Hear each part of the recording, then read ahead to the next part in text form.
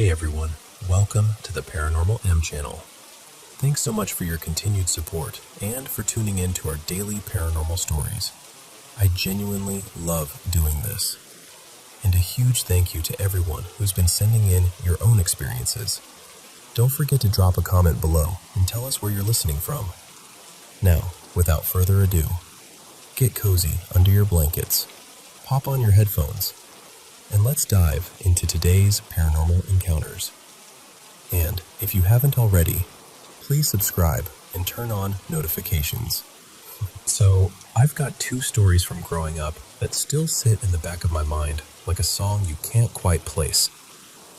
I'm not someone who goes looking for paranormal stuff either. I've always been pretty practical about it. But these two moments, they happened in a way that still feels weirdly solid. First, a little setup. I grew up in this really old house, old enough that when my family added on to it, we had to deal with historic paperwork and all that. It wasn't like the place was constantly creepy. No cold spots, no slamming doors, none of the classic haunted house stuff. Honestly, it mostly just felt like a house that had been around a long time. When I was in second grade, my bedroom was at the end of a hallway. My parents' room was right beside mine, with our doors almost touching at the corner. Down the other end was my little brother's room. He was in preschool then. The bathroom sat between us, kind of like the hallway's midpoint. And for whatever reason, I always slept with my door open. I hated the feeling of a closed door at night. Even as a kid, I couldn't explain it. It just made me anxious. One night, I woke up to the sound of a toilet flushing. Not like a vague noise either, like the full, unmistakable whoosh of it. I rolled over, expecting to see my dad or my mom, or maybe my brother stumbling back to bed half asleep. But instead, this girl stepped out of the bathroom. She was taller than me, wearing this simple white nightgown that hung kind of straight, like something you'd picture in an old movie. She didn't shuffle or creep. She just walked like it was normal, like she belonged there. She came down the hallway toward my room, and then, right before she reached my doorway, she turned to face the wall and stopped. And then she just stood there, breathing. But not normal breathing. It was heavy, deep, rough breathing, like she'd just run a mile, or like every inhale took work, like she was pulling air in and pushing it out with everything she had. I remember lying there watching her, trying to make sense of it, and my brain basically landing on the only explanation it could tolerate. That must be my brother, even though it obviously wasn't. I got out of bed anyway, slowly, like I didn't want to startle her, or whatever she was. I crept toward her and waited for her to react, turn her head, glance at me, anything. But she didn't. Just kept staring at the wall, breathing like that. I kept inching closer until I was right there, close enough that if I leaned forward, my forehead would almost touch her shoulder. And I remember staring at her hair, the fabric of the nightgown, the way her posture was stiff but not tense, and that breathing filling the whole hallway. Then I lifted my hand. I watched my fingers move toward her, like I was doing it in slow motion, like I was proving to myself she was real. And right before I touched her, I panicked. Not a screaming panic, more like my body suddenly decided, nope, absolutely not. I yanked my hand back and bolted into my parents' room.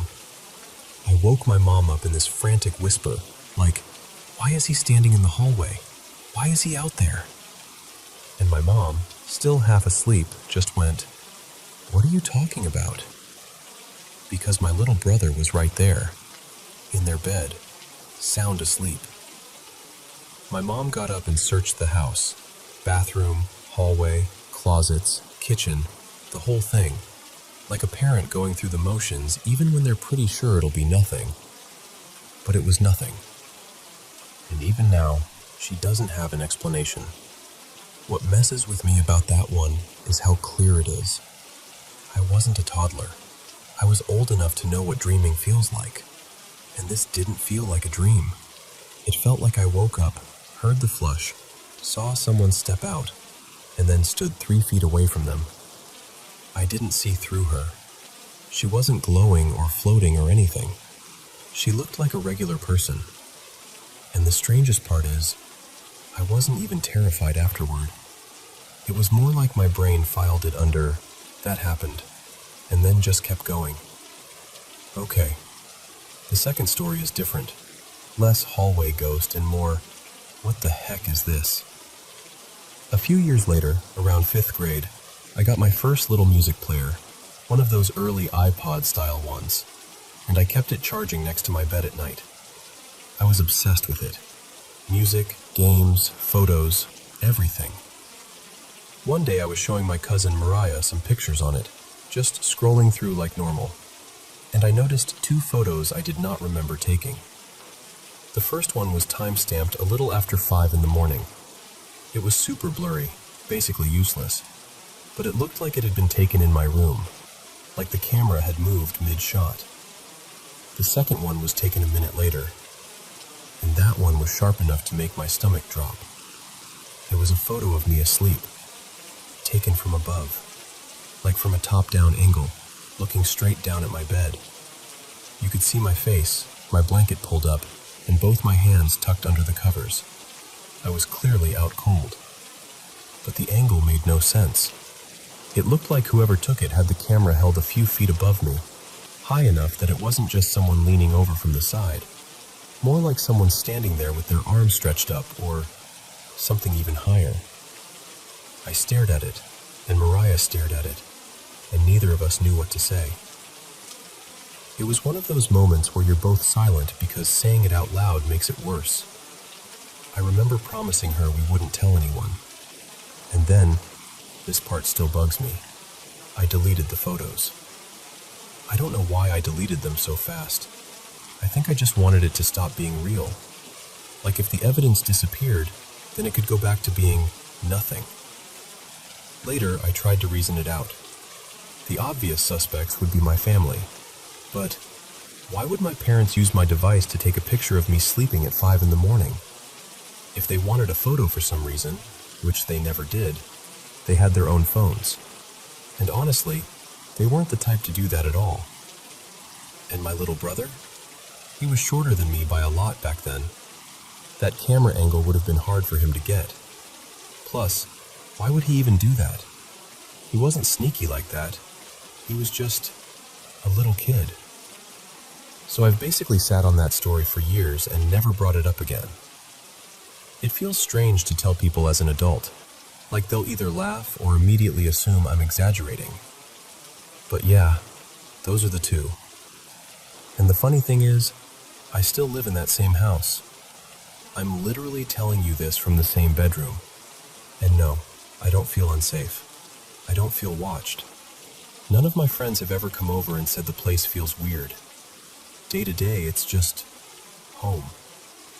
But every once in a while, I'll think about that toilet flush, and the breathing in the hallway, and that photo looking down at me like someone was standing above my bed. And I get this little chill, like my brain is reminding me, some things happened that you still can't explain.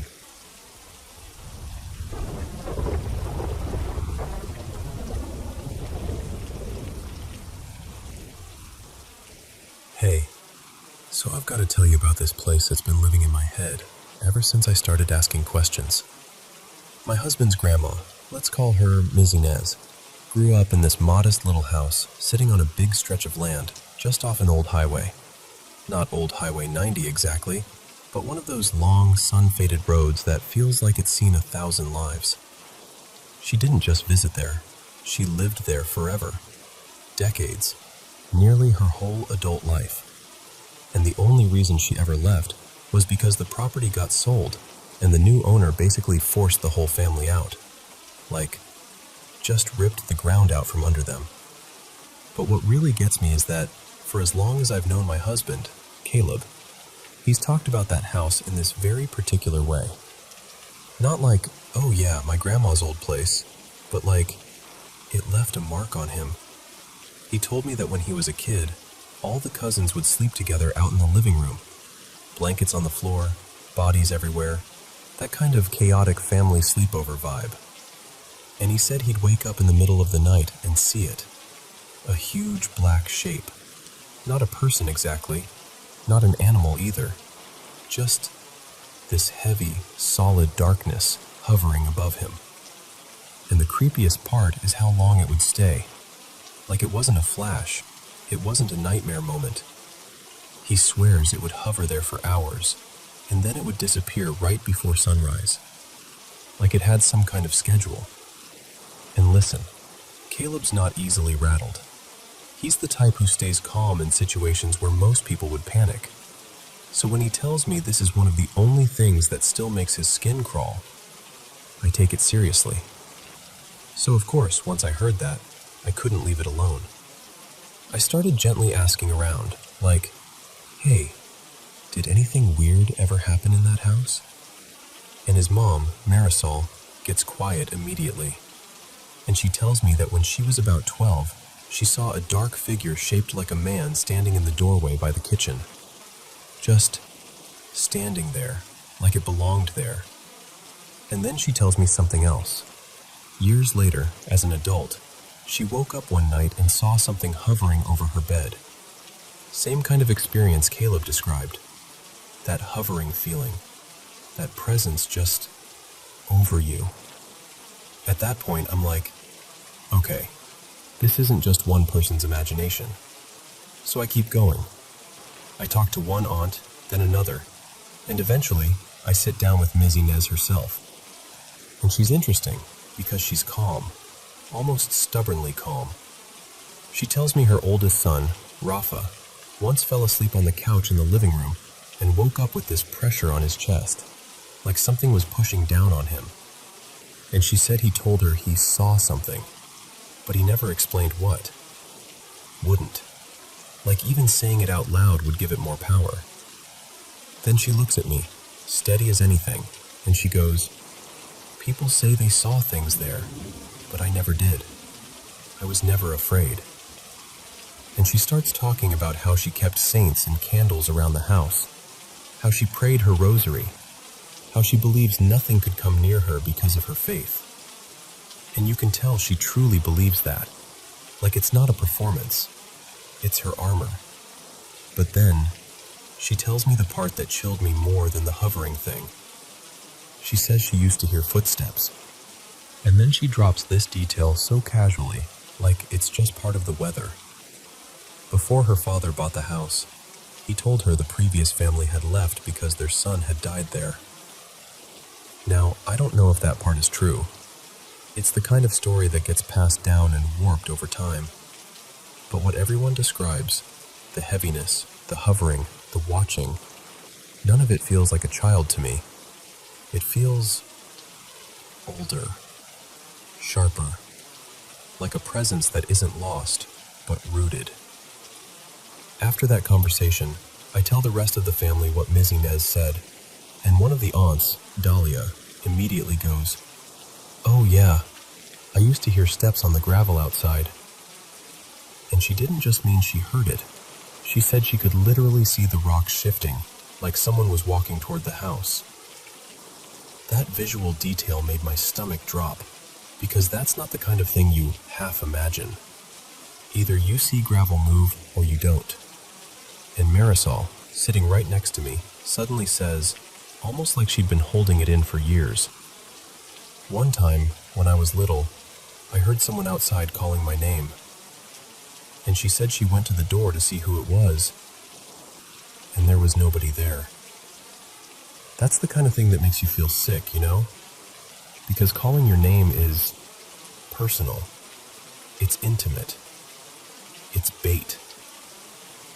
Later that same afternoon, Caleb and I drove by the house. There's a different family living there now, and the place has been fixed up. Fresh paint, cleaned up yard, like it's trying to look ordinary. From the road, it almost does. almost. But the living room window, where all those kids used to sleep, looked darker than it should have.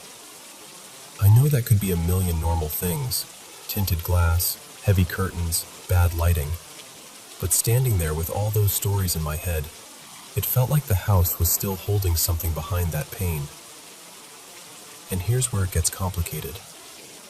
Because once I started connecting dots, I couldn't stop. This family, Caleb's family, has lived through so much loss. Strange illnesses, a long stretch of tragedies that seem to pile up. Ms. Inez herself has been bedridden for years with an illness nobody can fully explain.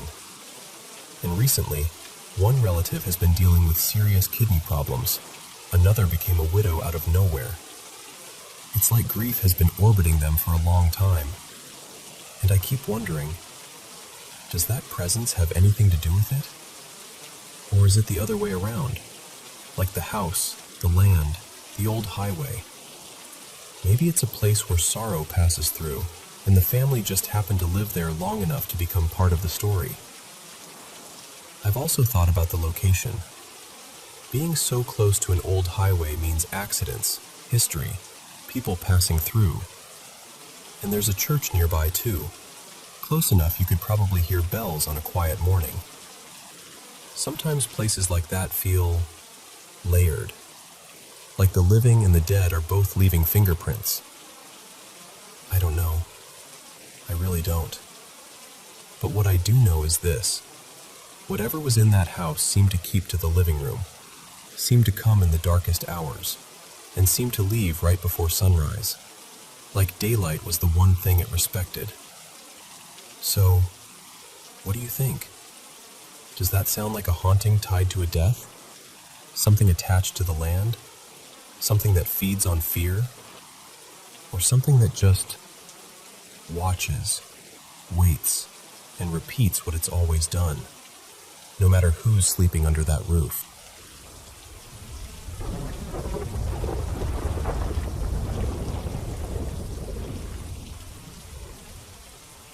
So, before I tell you what happened, you should know this. I'm not new to weird stuff. I'm the kind of person who wants there to be a normal explanation first. I'll reach for logic, science, sleep deprivation, anything, before I start calling something paranormal. But what happened this morning, I'm still unsettled. Like I can feel it in my body even now. I live in this pretty average apartment complex on the edge of a busy city. Nothing remote, nothing spooky on paper. Just parking lots, streetlights, people coming and going. Still, I've had these small, unsettling moments in my unit over the past year. Little things that don't add up. A shadowy figure I caught in the corner of my eye once. The sound of something pacing when I was alone. And this one time I swear I saw a cat in my kitchen that wasn't mine. It looked at me like it belonged there, and then it was just gone. No sound, no scrambling under furniture, nothing. Anyway, this morning, well, technically still night, I jolted awake around 3:40 a.m. because of this long, drawn-out meow. Not a normal meow. It was stretched, loud, repetitive, like something calling out without stopping. It sounded scared, or hurt. We have 2 cats. One usually sleeps on the bed with us. The other likes curling up in the living room. So my first half-awake thought was, oh no, one of them is in trouble. And I know cat noises. I've had cats my whole life. This wasn't a heat yowl. It wasn't playful. It had that edge of panic. I checked on both of mine, both totally fine. Which is when I realized the sound was coming from outside. I went to the window and leaned out just enough to listen. The sound was coming from directly below, like right under our unit. We're on the 2nd floor, and the porch below us belongs to this guy named Marcos. Quiet neighbor, keeps to himself. I stood there for a second debating whether I should even go down, because it was early and I didn't want to be weird. But that meowing wouldn't stop. It didn't sound like something you ignore. So I slipped on shoes and crept outside. When I reached Marcos's porch, the porch light was already on. That made me pause. Like, why is your light on at almost 4 in the morning? But the meowing had stopped the second I got close, which somehow made it worse.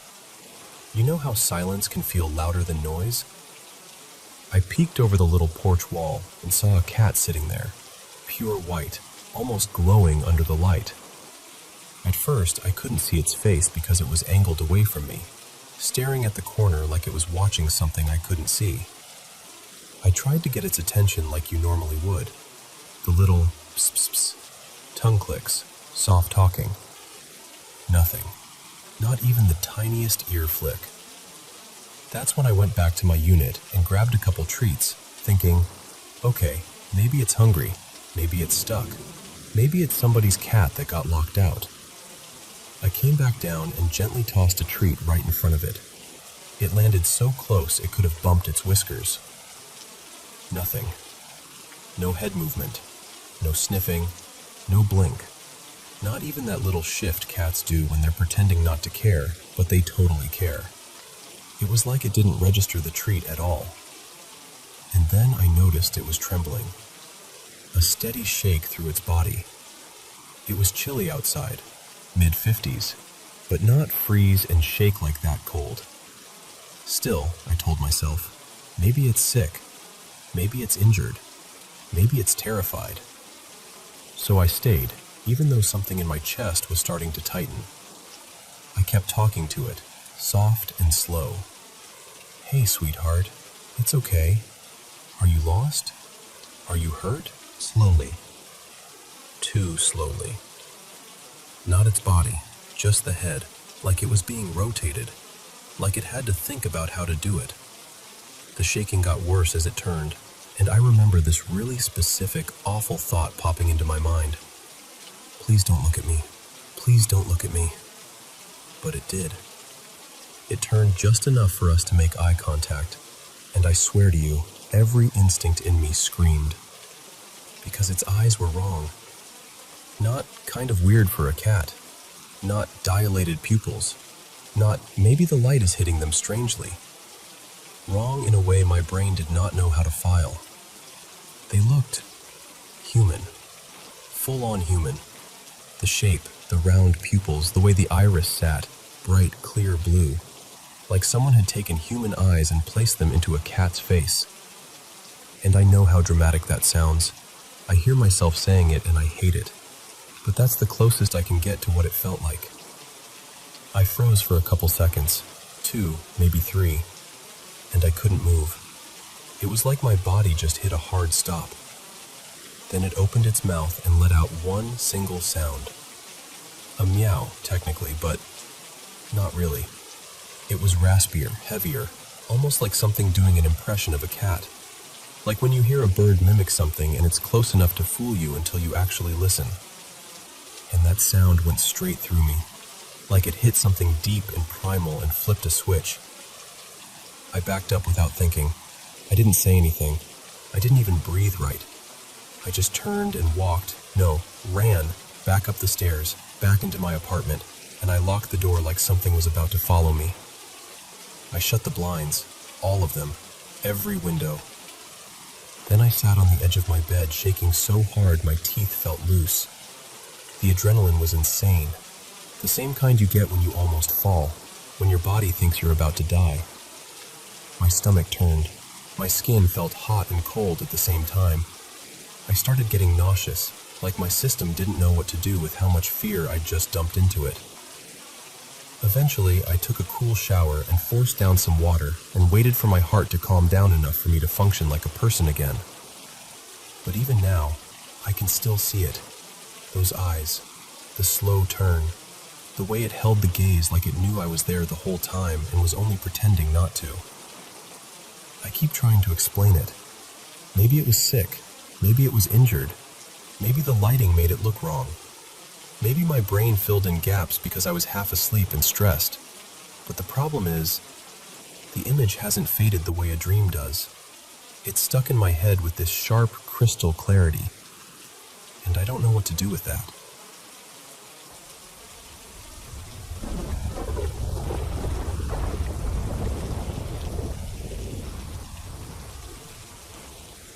So this happened last summer, and I'm not exaggerating when I say it still creeps me out in a way I can't quite shake.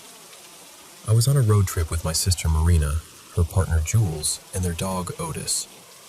We were driving through southern Oregon into northern California, those long stretches of trees and mountain road where it's gorgeous, but it can also feel weirdly quiet. Too quiet. We just peeled off I-5 outside Medford and started heading west on Highway 199 toward the coast. And pretty early on, I got this feeling I can only describe as heavy, like someone put a blanket over my brain. Nothing had actually happened. The weather was perfect. Bright sun, blue sky, that whole postcard vibe. But my body was acting like it knew something I didn't. Then we rolled through Cave Junction, and suddenly that weird feeling wasn't just in my head anymore. All three of us felt it. The town had this rough, unsettled energy, like you could tell there'd been a lot of hard living there. We actually decided not to stop for gas or even use a bathroom, even though we needed to, because none of us wanted to linger. A little while later, we crossed into California, went through this tunnel, and right after it we pulled into a rest stop, the one by the tunnel off 199, because at that point, we had to. No more toughing it out. When we pulled in, it was broad daylight and the whole rest area was pretty empty. I remember thinking, okay, good. Quick stop, in and out. Except the first thing we noticed was this white dog. It was wandering around the pet area alone. No leash, no collar. Kind of a stocky mix. Maybe pit bull, maybe something else. And there was no owner in sight. Otis is usually thrilled to jump out of the car anywhere, but we didn't want to let him out with this random off-leash dog roaming around. So we all just kept watching, waiting for somebody to appear and claim it. Marina and I went to the restroom, and right near the entrance, partially blocked by this divider wall, there was a van with its side door open. A woman was leaning into it, digging around like she was looking for something, and a man was yelling at her. Not joking yelling, angry, sharp. And there was music blasting, loud enough that it felt like it filled the whole building. What's wild is I remember the song clearly. It was a familiar rap track, the kind you instantly recognize, and I remember thinking, of course this is the soundtrack to this vibe. Inside the bathroom, while I was washing my hands, my sister stood in the doorway holding it open. From there, you couldn't actually see the van because that divider blocks the view, but the music was still just as loud. We were in there for maybe 10, 15 seconds longer. Not long at all. We step out, and the music is different. Not faded, not quieter, just different, like it had jumped tracks mid-thought. I didn't even look back toward the van because I wanted to be done with the whole rest stop energy as fast as possible. We go back to the car. Jules heads into the restroom while Marina and I stay in the front seats watching the dog area like hawks. And that's when we notice the only other vehicle parked near us. This older sedan, idling. A man got out.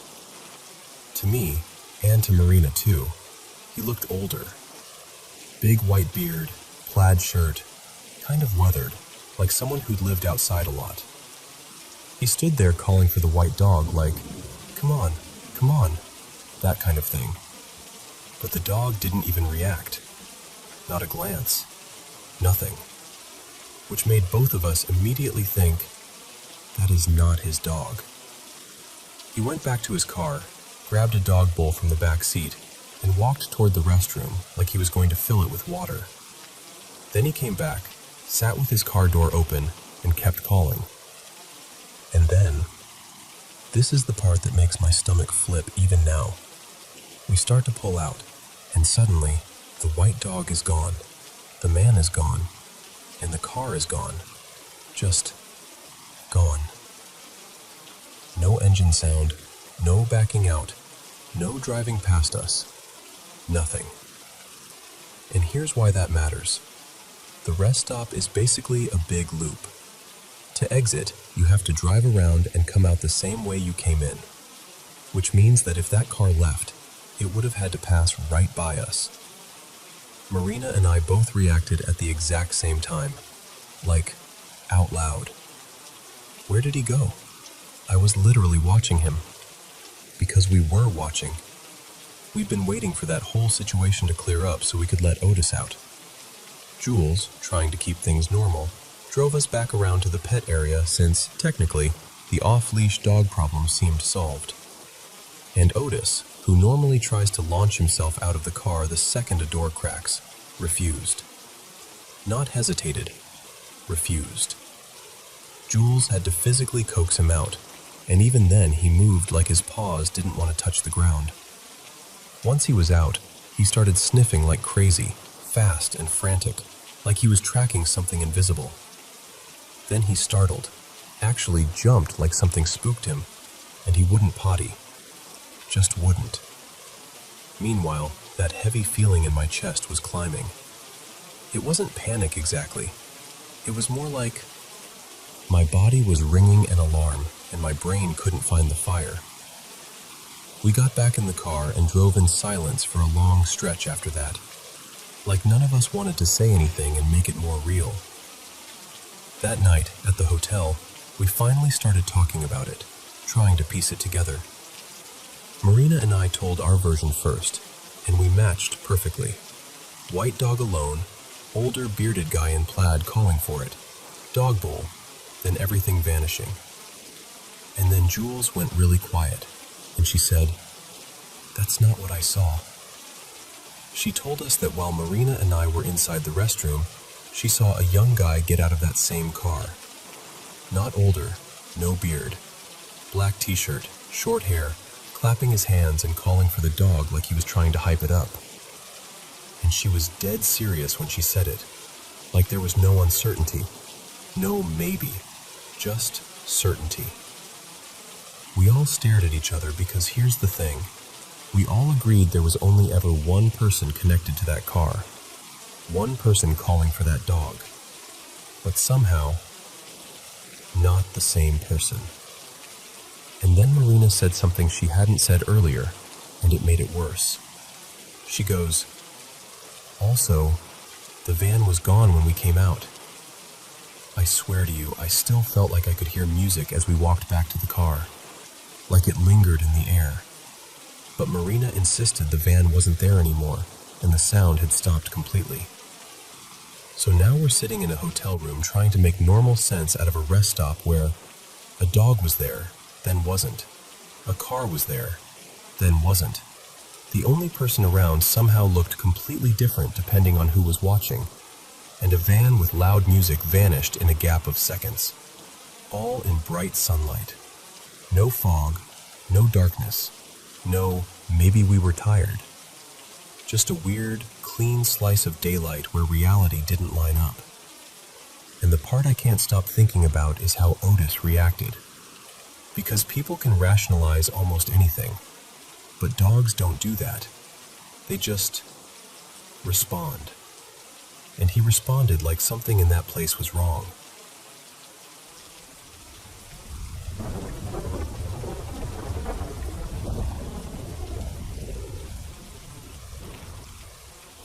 Okay, so this happens to me all the time, like daily. But let me just tell you about this week, because it's such a perfect little highlight reel of the universe going, "Oh, you thought you were safe? Cute." So the other morning, I'm in this ridiculously good mood over something so small. I'm thinking about my tea, just a basic black tea, nothing fancy, made in this random winter-themed paper cup I grabbed from the cabinet. And I'm weirdly excited, like genuinely excited. I'm standing there thinking, why am I this happy about tea? But I'm not questioning it because, honestly, a good morning is a good morning. I get to the car, and of course the lid doesn't fit the cup. Of course it doesn't. And I'm like, no worries, babe, I came prepared. I have a backup tumbler in the passenger seat, because I'm learning, I'm adapting, I'm thriving. And the universe is like, love that for you. 1 minute later, my cup develops this steady leak that turns my cup holder into a tiny, sad bathtub. Just quietly, persistently, like it's doing it on purpose. Later that same morning, I'm feeling cheerful again because I found leftover mango in the fridge. Perfectly ripe, sweet like candy. And I'm like, yes, I'm going to freeze this for smoothies. I pop it into a freezer container, snap the lid on, feel all accomplished, and literally have this happy little thought like, yum, future me is going to be so grateful.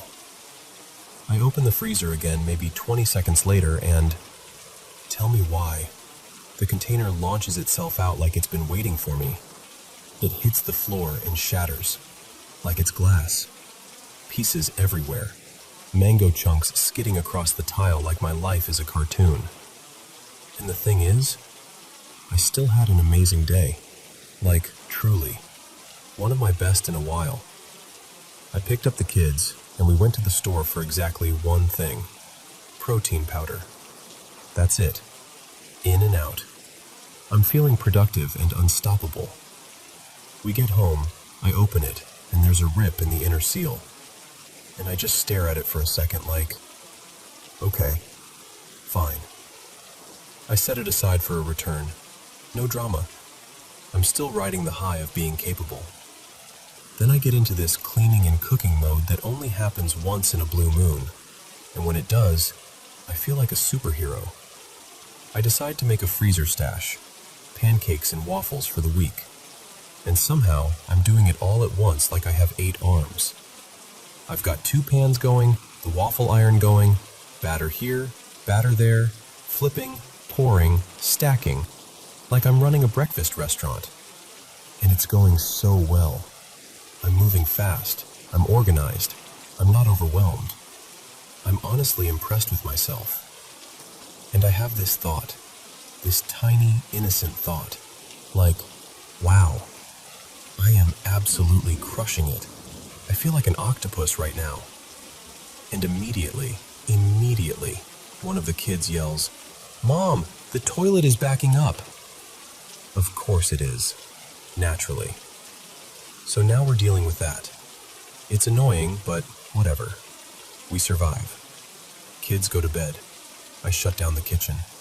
I'm tired but proud. Normally I do this quick little check into the garage before I lock up, but that night I didn't. I just locked the door and head upstairs feeling so satisfied, like I did so much today. The toilet can be tomorrow.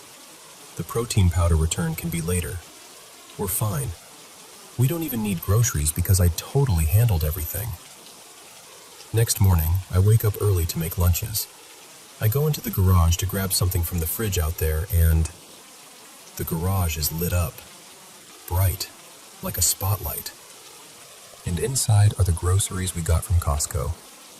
Thankfully, I had frozen most of the meat, except the sausage pack I was saving for breakfast.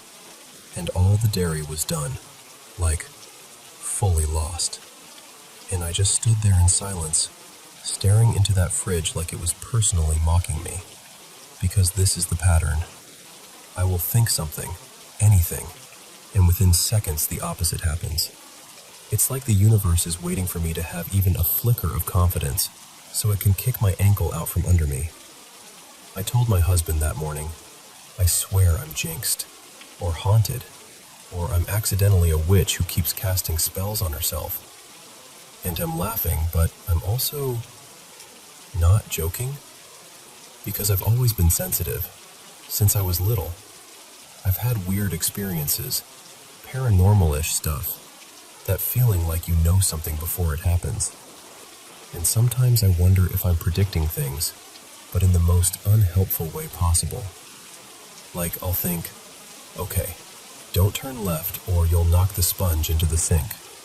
So I turn right instead, and somehow the sponge still flies out like it got launched, and it lands right in front of my feet like, nice try. And it's driving me nuts because now I don't even want to think things. I don't want to say them out loud.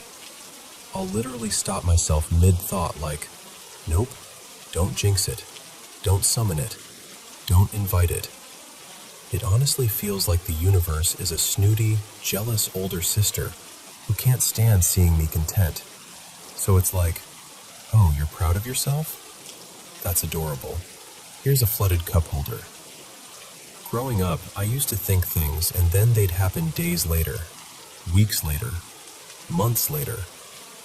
Now it's like the universe downs a drink, cracks its knuckles, and responds in real time. So I don't know. Is it coincidences? Is it anxiety? Is it pattern recognition? Is it me being overly tuned in? Or is something else going on? I just know I'm tired of thinking, yay, I'm having a good day, and watching the universe immediately reach for the chaos button.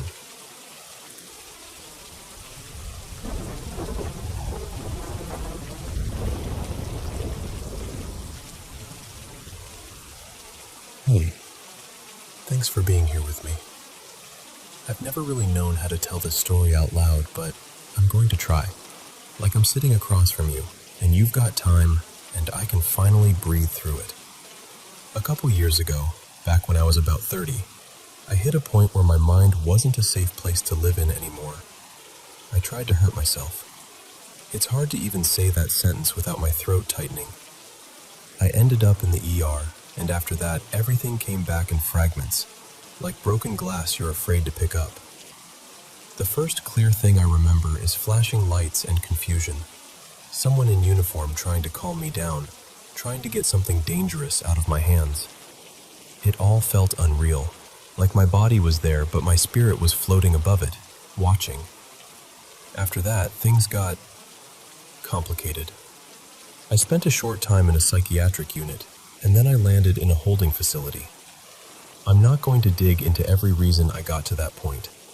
Just know this. Life had gotten heavy in a way I didn't know how to carry. I was exhausted from being myself. The first few days inside were the worst. Not because of the place itself, though it wasn't gentle, but because I was trapped with my own thoughts.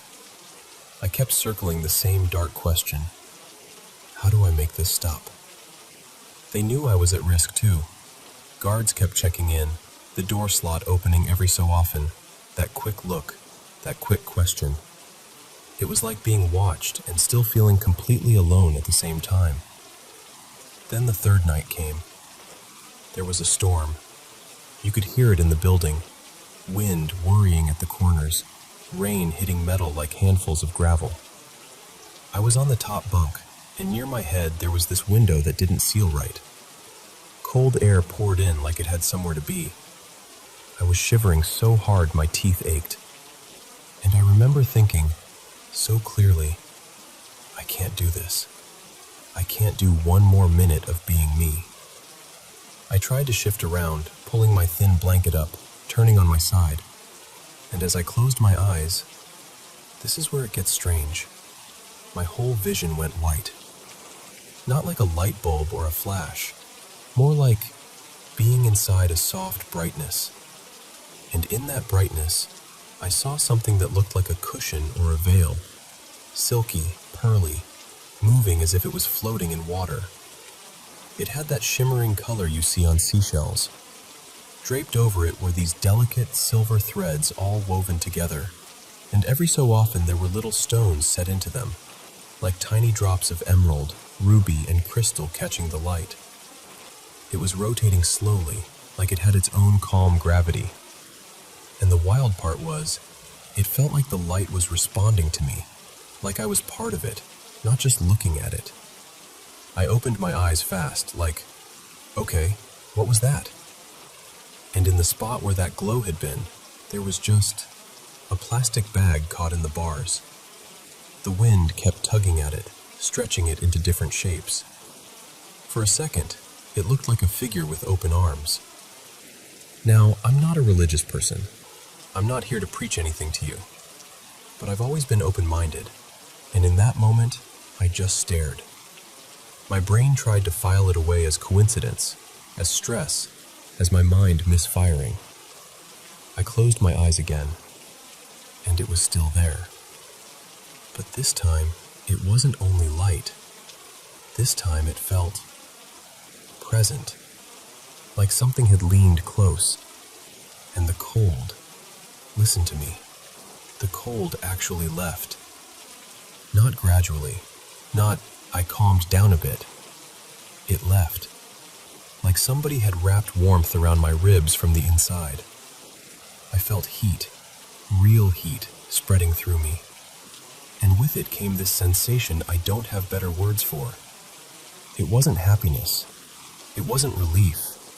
It was love. But not the kind people argue about or bargain for. Not the kind that comes with conditions or history or debt. It was so pure it made me realize I'd never fully felt it before. The only comparison I've ever been able to come up with is this.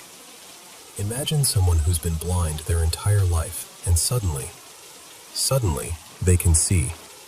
Not just shapes, colors, depth, faces, the whole world. That's what it felt like in my chest and my soul, like a missing sense turning on. And it happened fast, maybe 20 seconds total from start to finish. But in those seconds, something in me rearranged. Then it vanished. I opened my eyes again, and the bag was still snagged there, now twisted into some other random shape, just plastic and wind. The storm kept raging like nothing extraordinary had happened. The room was the same. The bunk was the same. My life was still a mess. But I wasn't the same. Because here's what changed. Before that night, I carried so much anger. I'm talking about the kind of anger that feels like it's keeping you alive, like it's the only thing that makes you strong. I held grudges like they were shields. I was always eye for an eye. I'd rehearse old betrayals like they were scripture. After that night, it was like I suddenly understood people. Not in an excusing way, not in a naive way, but in a deeper way. Like I could see how pain travels through families and strangers and generations, how people do terrible things while thinking they're surviving. And I forgave. Not because anyone deserved it, because I finally understood what forgiveness is. It's not saying what happened was okay. It's deciding you're not going to keep bleeding for it. Weeks later, after I got out, I was sitting with my mom, her name is Marisol, and I had so much explaining to do. She'd been terrified. She's always been the spiritual one between us, the kind of person who keeps a little candle and a small image on the dresser. And she told me something I still think about all the time. She said that the night of the storm, she woke up early, saw the rain, and felt this panic rise in her.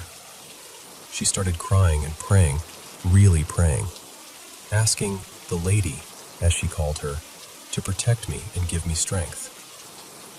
So what was it? Was it my mind trying to save itself? Was it some strange thread between a mother and her child? Was it the Virgin Mary? Something else? Something I don't have language for? I honestly don't know. But I know what it did. Those seconds didn't magically fix my life. They didn't erase consequences. They didn't make everything easy. But they turned me around. They gave me a direction I didn't have. Forward. And whenever the world gets loud again, whenever my thoughts start trying to drag me back into that old darkness, I remember that warmth. I remember that love that didn't ask me to earn it. So yeah, I don't know what she was, but I still call her her, because that's how it felt. And I still believe, somewhere deep down, that I'm not alone in this life, even when it feels like I am. And if you're listening to me and you're in a place where you don't feel safe with your own thoughts, please don't carry it by yourself. Tell someone. Reach out. You deserve help that's real and human, right in the room with you.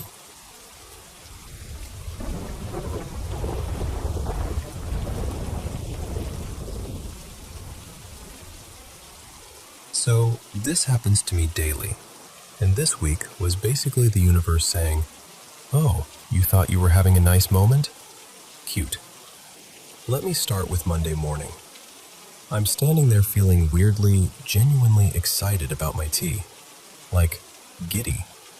It was just a plain black tea, nothing fancy, sitting in one of those disposable winter-themed cups with snowflakes on it. And I'm smiling like I've won an award for having a good morning. And then my brain goes, this is nice. Today's gonna be smooth. I walk to the car, and the lid doesn't fit the cup. I'm like, no worries, I'm ready, because I've got my backup plan. A little cooling down tea situation, right? I'm prepared. I'm adaptable. I'm thriving. And the universe goes 1 minute later, great, now it's going to leak, slowly, politely, continuously, until it fills your cup holder. Just a gentle little betrayal, a steady drip of chaos. Later that same morning, I'm in the kitchen and I spot leftover mango, so sweet it tastes like candy. And I'm happy again, because my brain is like, oh, freeze this and you'll have smoothie magic later. So I put it in a freezer-safe container. I even check it later like a proud little squirrel. Yep, frozen. Perfect. Back into the freezer it goes. I'm actually feeling accomplished.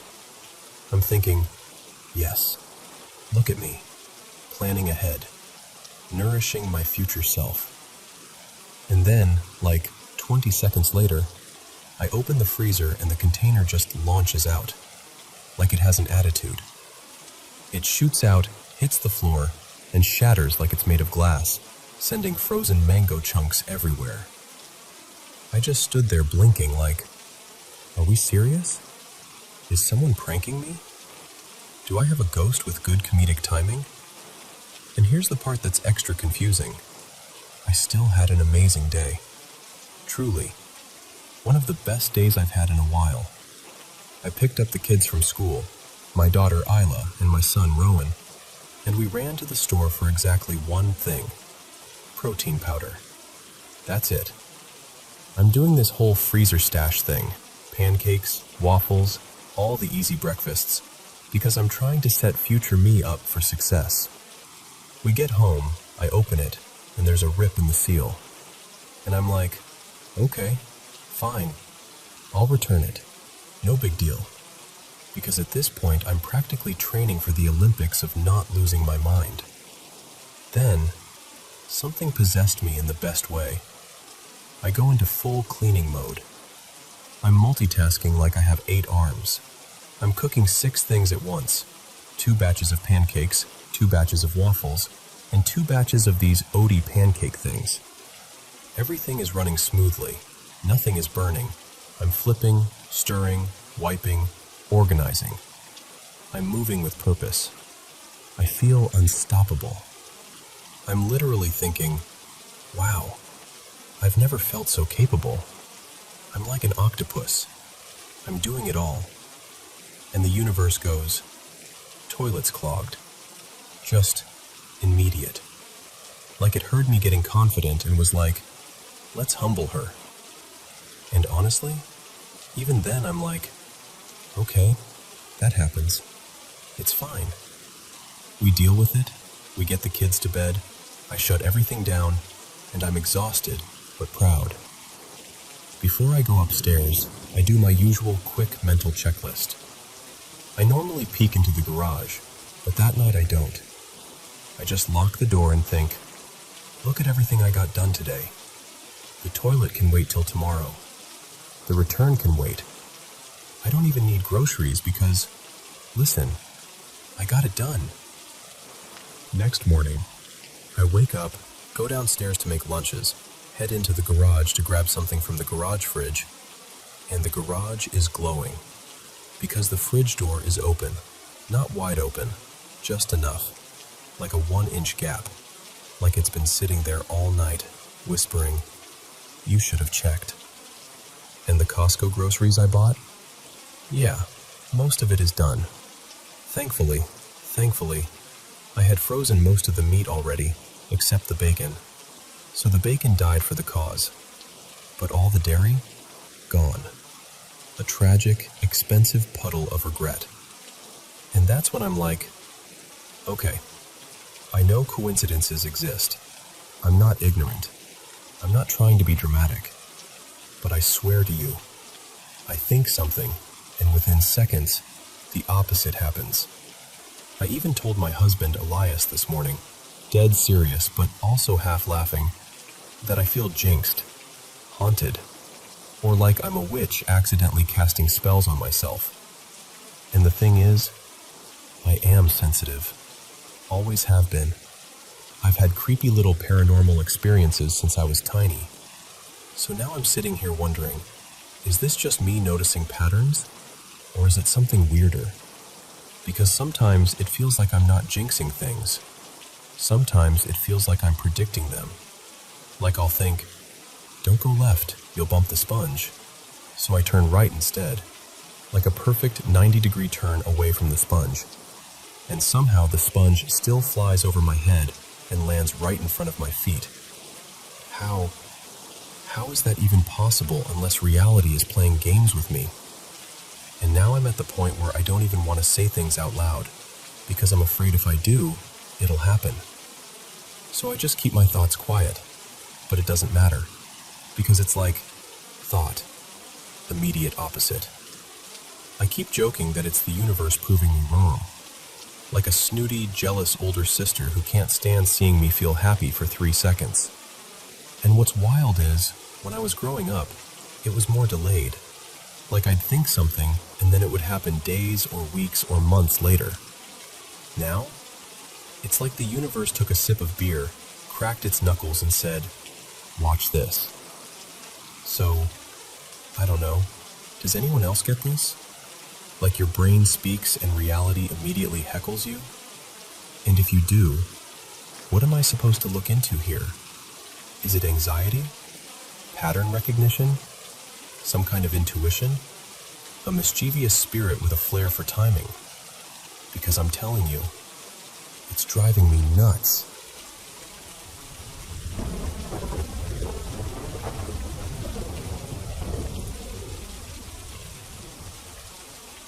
Hey, okay, so please be gentle with me here, because I'm honestly not even sure I believe what I'm about to say. I moved into this house a couple months ago, and I've been renovating it basically non-stop.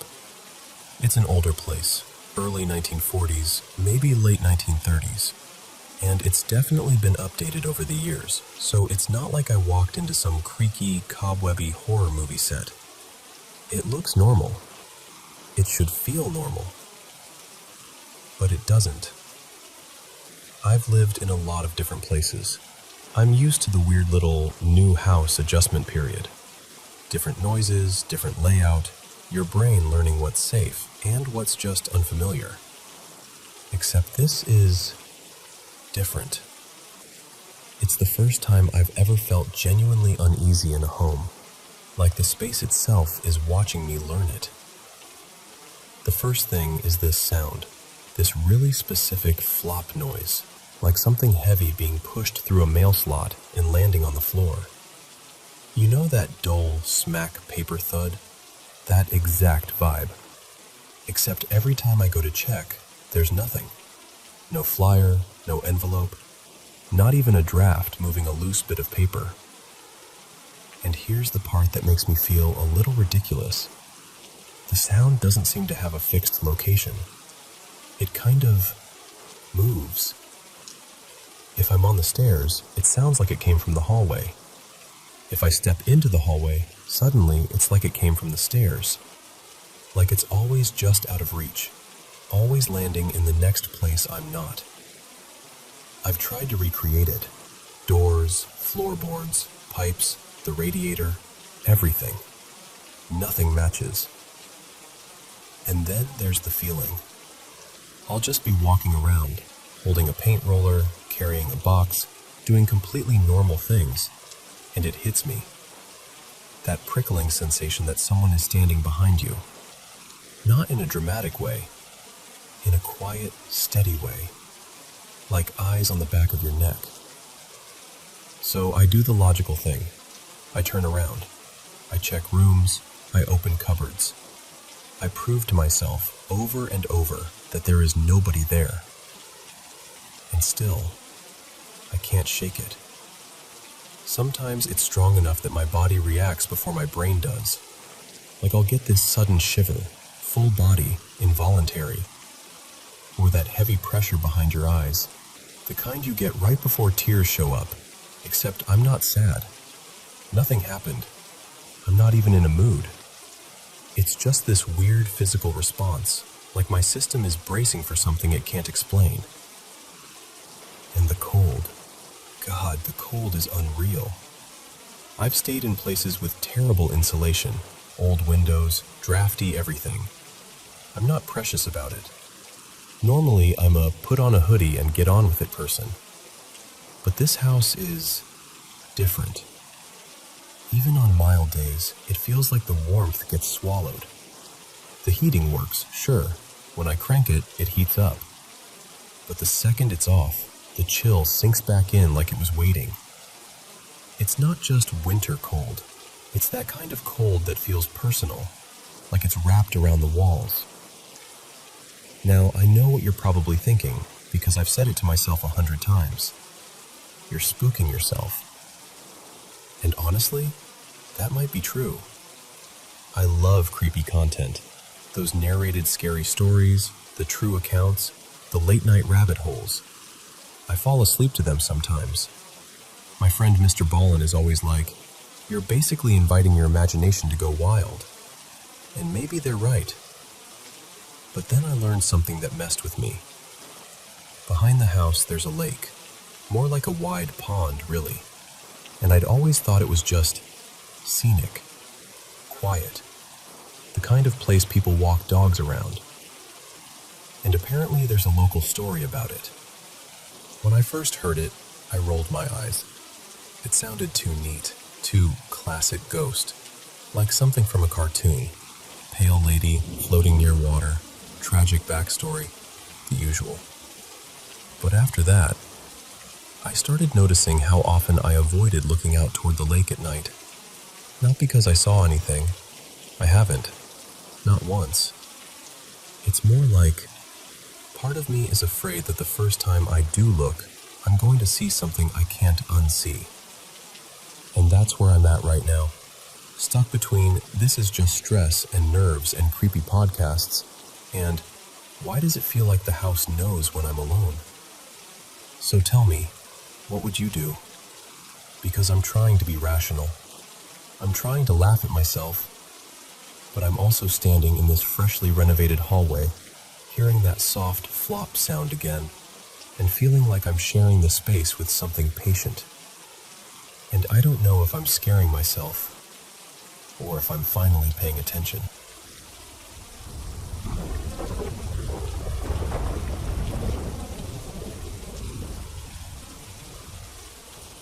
So, back when I was in university, I lived in this little private dorm that was run by nuns.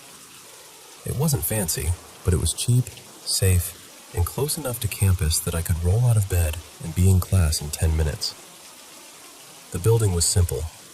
2 boarding floors, maybe a dozen girls on each one, and then the ground floor where the 2 sisters lived. I stayed on the top floor, second level, down a narrow hallway that always smelled faintly like floor polish and laundry detergent. There was a strict curfew, 9 p.m., except for one night a month when they pushed it to midnight so everyone could go out and cut loose. Most of the girls treated it like a mini holiday. Clubs, parties, late-night food, the whole thing. Me? I was not that girl.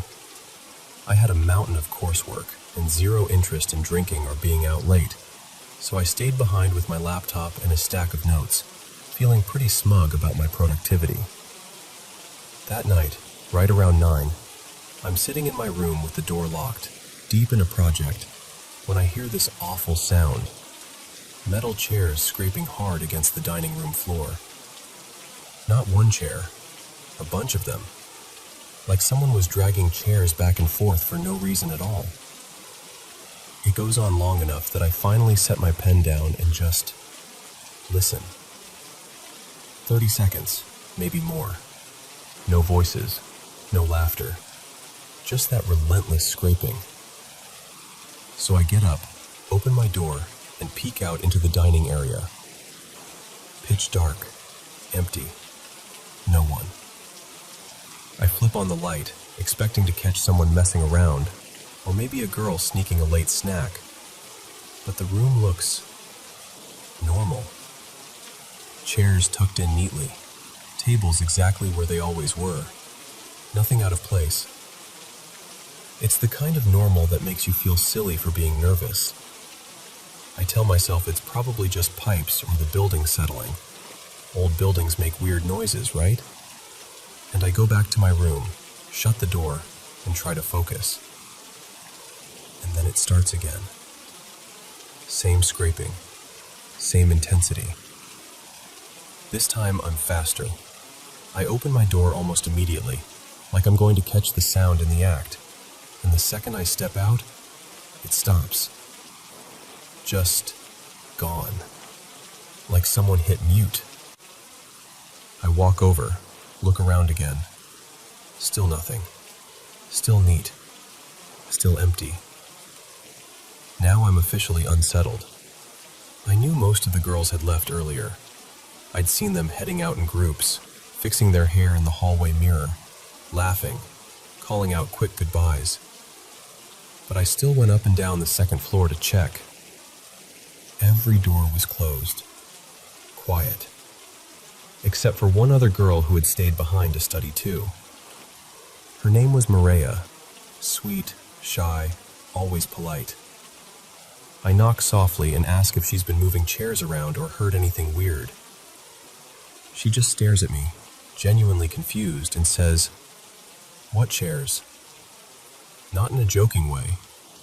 Not teasing. She looked like I'd asked her if the ceiling was on fire. When I described the noise, her face changed. Like she didn't want to believe me, but something in her was connecting dots she didn't like. She admitted she hadn't heard a thing, but she asked if I could stay with her for a little while anyway. Like she suddenly didn't want to be alone. So I did. We sat in the hallway for a bit, whispering about assignments, pretending everything was normal, both of us listening too hard to every tiny creak. Eventually, she went back into her room, and I returned to mine.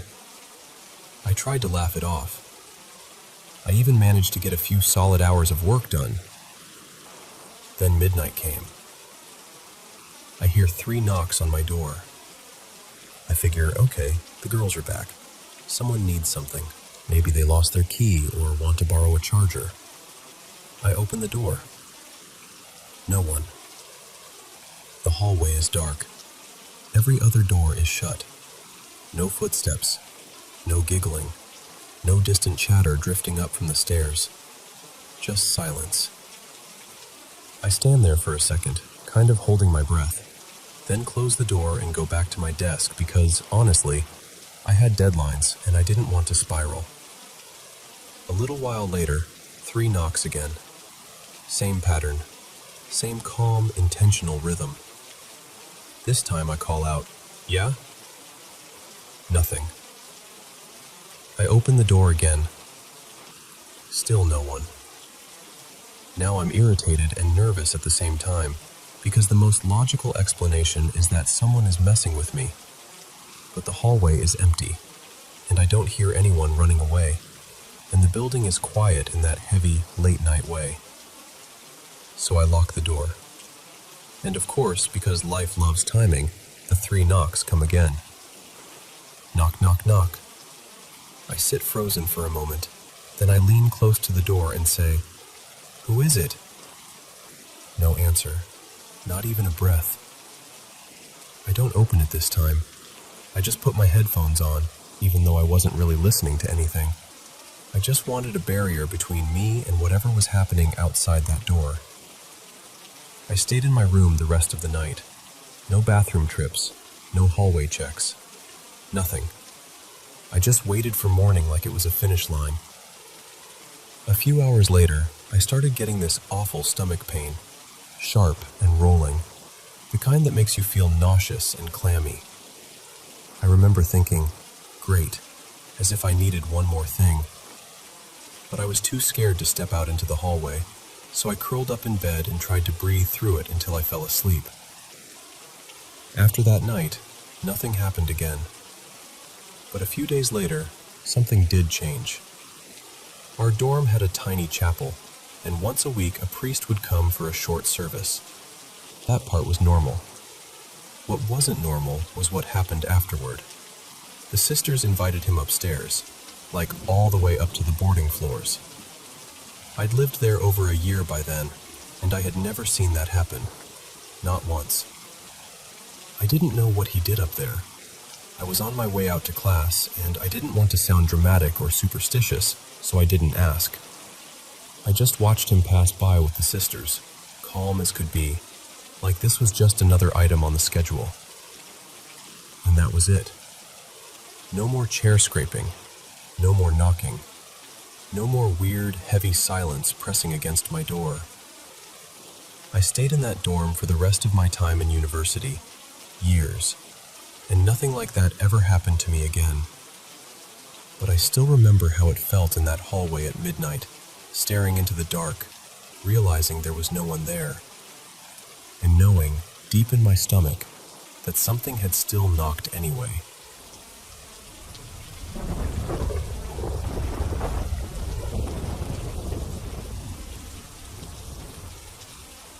So I was probably about 7, maybe 8 when this happened. Little enough that bedtime still felt like a whole event. And honestly, nights were rough for me back then. I was terrified of the dark in a way that wasn't just, I don't like it, but like, my whole body would brace for something bad the second the lights went out. I'd lie there with this heavy, sinking dread because sleep didn't feel safe. Part of it was the darkness itself, but part of it was my dreams. Super vivid, hyper-real dreams that felt like they followed me even after I opened my eyes. Sometimes I'd wake up and just know something was wrong, even if nothing looked wrong yet. And I'd be too scared to even sit up and turn on a little lamp, because what if the moment I moved, I'd see something I wasn't supposed to see? My room had a setup I can still picture perfectly. On my left was the window. At night, I wouldn't even glance in that direction, like the glass could show me something looking back. The blinds stayed shut every night, no exceptions. On my right was this big desk, kind of old and heavy looking, with shelves above it. My mom kept a few decorations up there, including some dolls. And there was one in particular that made my stomach twist every time I remembered it existed. It was this little girl doll sitting on a tiny wooden rocking horse. The doll had pale blonde hair in 2 neat pigtails, tied off with little ribbons. And she wore this old-fashioned dress, dark green, like something out of a history book. It looked like it belonged in another century. I hated it. Not because it was ugly or broken or anything. It was just too lifelike. I was always scared that I'd look up and catch it rocking, just slightly, or see its head turned when it hadn't been turned before. And the creepy part is, that doll wasn't just a random toy. It had been a gift from my mom's aunt, Aunt Darlene, who'd passed away not long before that. So it already had this weird, heavy feeling attached to it, even if nobody said it out loud. Anyway, I don't remember falling asleep. I just remember waking up. It was the middle of the night, and I snapped awake like someone had yanked me up out of a dream. My heart was already going, already panicked, like it knew something before my brain did. I was lying flat on my back, staring into the darkness. I tried to do the normal kid thing, like, okay, calm down, roll over, get comfortable, go back to sleep. So I slowly turned onto my left side, and the second I turned, there was a girl standing right next to my bed. Not a kid-sized shape, not a shadow. A life-size girl, right there, so close I could have reached out and touched her. And she looked exactly like the doll. Same hairstyle, same old-fashioned dress, same small, rigid posture. She wasn't moving, just standing there, watching me like she'd been there the whole time, and I just finally noticed. There was this strange light behind her, like a dull yellow glow seeping through the blinds, even though my blinds were shut. It didn't make sense, but it was enough to backlight her. Her whole front was in shadow, so I couldn't see her face at all. Just the outline of her head, the pigtails, the shape of the dress, the rocking horse doll silhouette, but full-sized. And I swear to you, the fear that hit me was like my blood turned to ice, like my body stopped being mine. I didn't scream. I didn't even breathe right. I just reacted. I yanked the blanket over my head as fast as I could, like if I couldn't see her, she couldn't finish whatever she came to do. That was the thought. Not a clear sentence, just this animal feeling. Don't look. Don't move. Don't let it know you're here. So I stayed like that. Eventually, I could tell morning was coming. Not because I saw light, but because the air felt different. The silence felt different. And when I finally worked up the courage to lower the blanket, there was nothing there. No girl, no glow, no sign anything had ever happened. The room looked exactly the same. Desk, shelves, the dolls all sitting where they always sat. But I didn't feel relieved. I felt violated, like my room had betrayed me. And I kept that to myself for a long time. Years. Because how do you even say it out loud without someone brushing it off or laughing, or, maybe worse, looking worried? Now that I'm older, I can look back and connect the dots. I'm pretty sure I was dealing with sleep paralysis starting really young, before I even had words for it. And I also get those weird in-between hallucinations sometimes. The ones that happen when you're falling asleep or just waking up.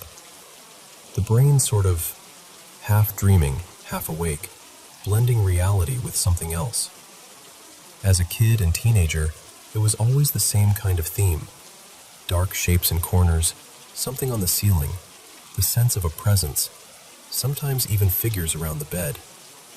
And the worst part wasn't just seeing things, it was being trapped. Like your body won't listen to you, like you're screaming internally but nothing comes out. I barely get the paralysis itself anymore, thankfully. These days, if anything, I'll get those awful, false wake-ups where you think you've gotten up and escaped, and then you realize you're still in bed, still stuck, and it loops again. It's exhausting. But that night, back when I was little, I didn't know any of that. I only knew what I saw. A life-size version of that rocking horse doll, standing beside my bed in the dark, watching me. And even now, part of me still wonders, was it only my brain misfiring in that half-awake state? Or was it something that chose the shape I'd fear the most, because it knew exactly what would make me hide?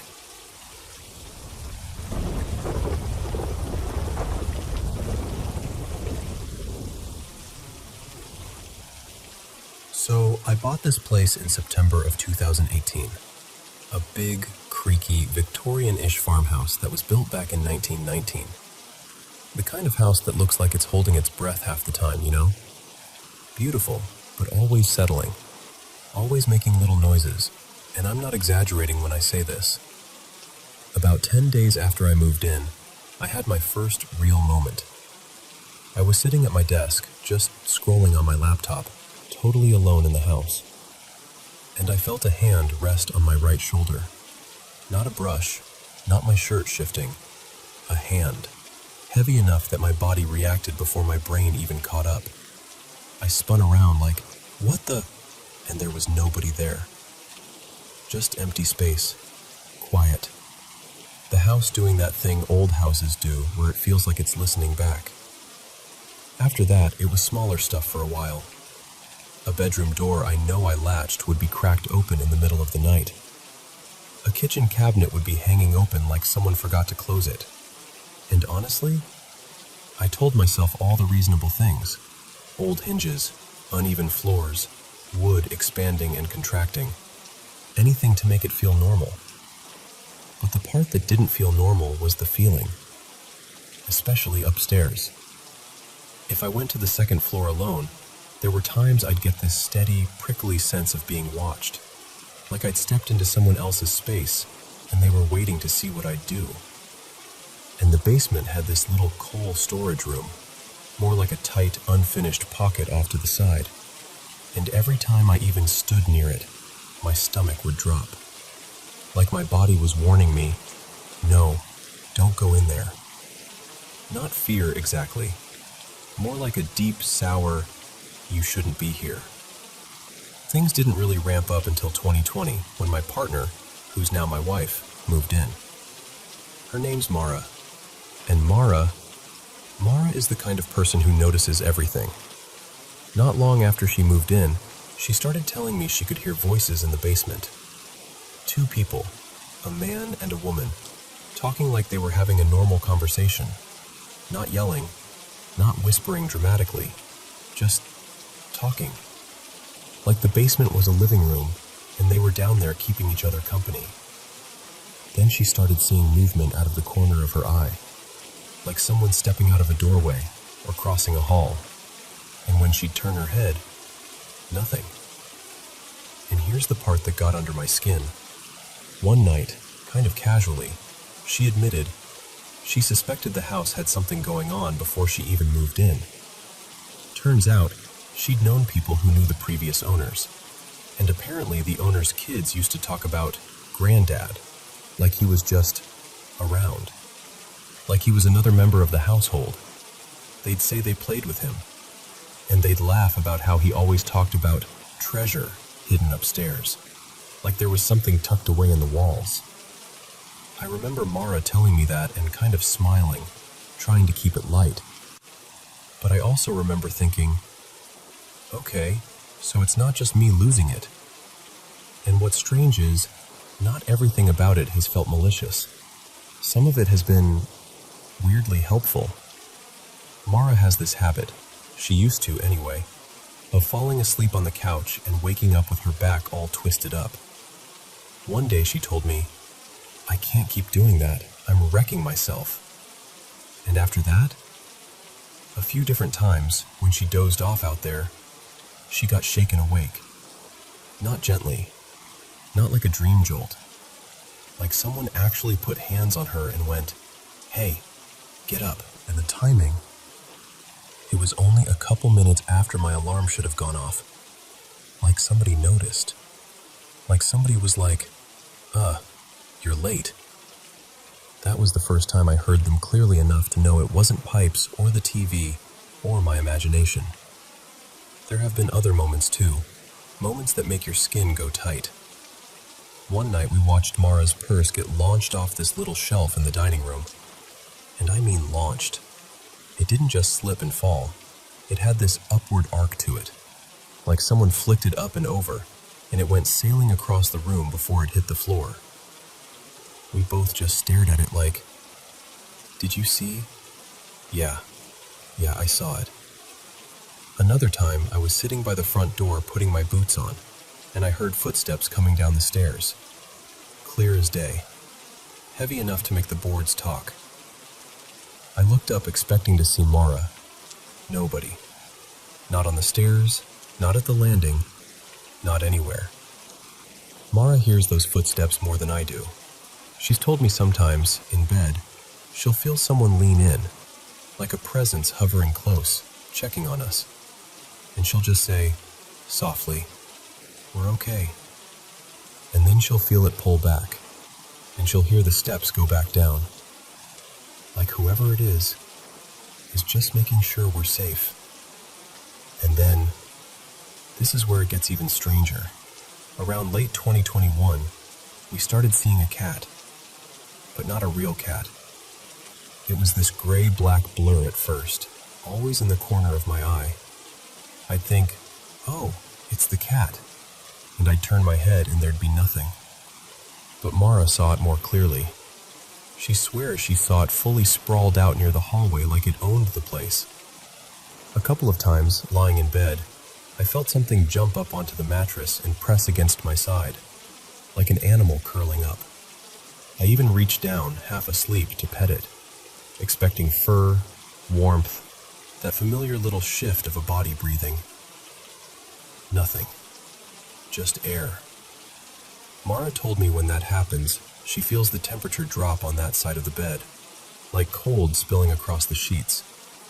And once she said she could feel it purring, not with sound exactly, but with that vibration you feel through a mattress when a cat settles in and gets comfortable. And here's the weirdest detail. Our TV sits on a dresser, and sometimes the screen will start to sway, just slightly, like something is rubbing behind it. Like an animal slipping back there the way cats do, brushing and bumping and making things wobble. Since that cat showed up, since the ghost cat, I guess, I don't get that heavy, negative feeling as often. The house still has moments. Every now and then you'll walk into a room and the air will feel off, like you walked in mid-sentence and the conversation stopped. But it's different now. Less sharp, less hostile. And I don't know how to explain that without sounding completely ridiculous. And sometimes, it honestly feels like the cat changed the mood of the whole place. Like it softened something. Like whatever tension used to sit in the corners got chased out. The way cats somehow make a home feel lived in just by existing in it. So yeah, that's where we're at. We live in a beautiful old house with creaky floors, a basement that still makes me cautious, 2 quiet voices that seem to keep their distance, and a cat we can't prove exists, except for the way the bed dips, the air goes cold, and the whole place feels a little calmer when it's around.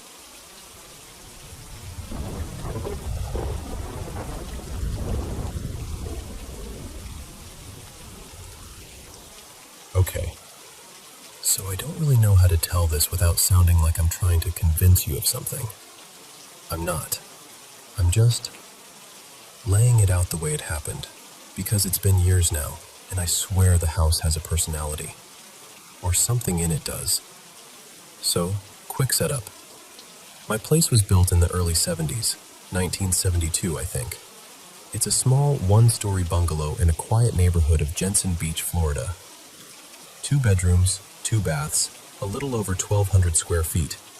Nothing fancy. I'm the 4th owner. I live alone, and my fiancée, Maya. She's overseas right now, so it's just me and the dogless silence most nights. The house was renovated right before I bought it. Fresh paint, new floors, the whole move-in ready thing. It had been a rental at some point too, which always makes you wonder how many different lives have been lived in the same rooms, you know? Anyway, about 3 weeks after I moved in, the first weird thing happened. Every night I close my bedroom door. Not slam it, not dramatize it, just close it. Normal. But once in a while, I'd wake up in the morning and the door would be stuck. Not like swollen wood stuck, like latched stuck. Like the lock had been turned just enough that I couldn't open it without forcing it. It doesn't happen as much anymore, but it used to freak me out because, I live alone. Who's locking me in my room? Then about 6 months after moving in, it started doing this thing with the door to the garage. That's my main exit. I never lock it because the garage itself is secure, and my washer and dryer are out there. But sometimes I'd open the door to step through, and the second I crossed the threshold, bam! The door would slam back like it was offended I was leaving. And when I'd turn around, the deadbolt would be fully extended, smacking into the door frame like somebody had thrown it out on purpose. I'm telling you, I just stand there in the garage, staring at it, thinking, how? Because I didn't touch the deadbolt. And I'm not the kind of person who sleepwalks and locks doors for fun. Then there's the attic. The attic is basically useless. Super low, all trusses, barely any room to move. But a few times a year, 3 or 4 maybe, I'll hear it. It's this rhythm, like footsteps but muted, like thump, thump, thump, moving across the ceiling from one end of the house to the other. And it's not quick like a squirrel. It sounds deliberate, like someone taking their time, pacing, up and down the length of the house. I've climbed up there with a flashlight before, and there's never anything. Just insulation, beams, and that heavy, don't stay up here too long feeling. Now, more recently, like the last month or so, I started noticing something at my bay window in the living room. It's frosted glass, so you can't really see clearly outside, but you catch movement. People walk their dogs on my street all the time. Joggers, kids on scooters, the usual. Except sometimes I'll see a shadow sweep past the window, human-shaped, like a person walking by, and I'll immediately get up to look because I'm nosy like that. And I swear to you, most times, there's no one there. Not, they already passed. I mean, the street is empty like it got wiped clean. One time there was someone, a guy walking a dog, and I felt relieved like, okay, I'm not losing it. But the rest of the time? Nothing. And here's where it gets a lot. I plugged them in around dusk on the first night. I remember checking my phone while I did it because I was proud of myself. Like, look at me, festive. That night, at exactly 7 p.m., one candle turned on, then another, then another. By 7:01, they were all on. I'm not exaggerating. It was like they were taking attendance. And then in the morning, exactly 6 a.m., one would click off, then another, then another. By 6:01, they were all off. Every night, every morning, like clockwork. I got so creeped out I took one apart. I'm not an electrician, but I expected to find some obvious little timer component hidden inside. There was nothing. Just a bulb, wiring, the plug, basic parts. No smart features. No reason they should have been doing that. Last Christmas, I didn't even put them out. I know that sounds ridiculous, but I just didn't want to invite that back. Now, this next part is the one that really messes with me because it's physical. Ever since I moved in, off and on, my bed will shake at night while I'm in it. Not like an earthquake, not violent, just side to side, maybe half an inch. But it's instantly recognizable because it feels exactly like when a kid grabs the mattress and shakes it to wake you up. Just enough movement to be unmistakable. Sometimes it lasts 30 seconds. Sometimes it lasts 3 or 4 minutes. And here's the weirdest detail. It happens more when I run my little rain sound machine, like white noise. If I have the TV on, it almost never happens. But the rain machine? That's when it shows up, like it prefers the dark and the cover of sound. Then, last year, 2025, it escalated. This happened 3 times, and every time it was the same. I sleep on my side because my back is messed up from old injuries, usually my right side. And I'll feel the mattress dip behind my legs, like something has just sat down. Not a full person, more like a concentrated weight. Like someone placed a heavy medicine ball on the bed, maybe 20 pounds or so. My legs get this hollow space under them because the mattress is pushed down. And then, this is the part that makes my skin crawl. My legs go cold. Not I kicked off the blanket cold. Like the warmth gets pulled out of them. It lasts a few minutes, and then it's gone, like nothing happened. And then, once. Only once.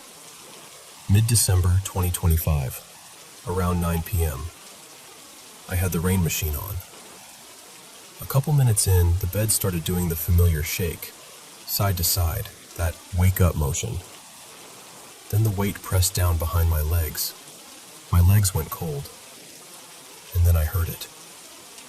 A growl. Low, throaty, like a dog warning you.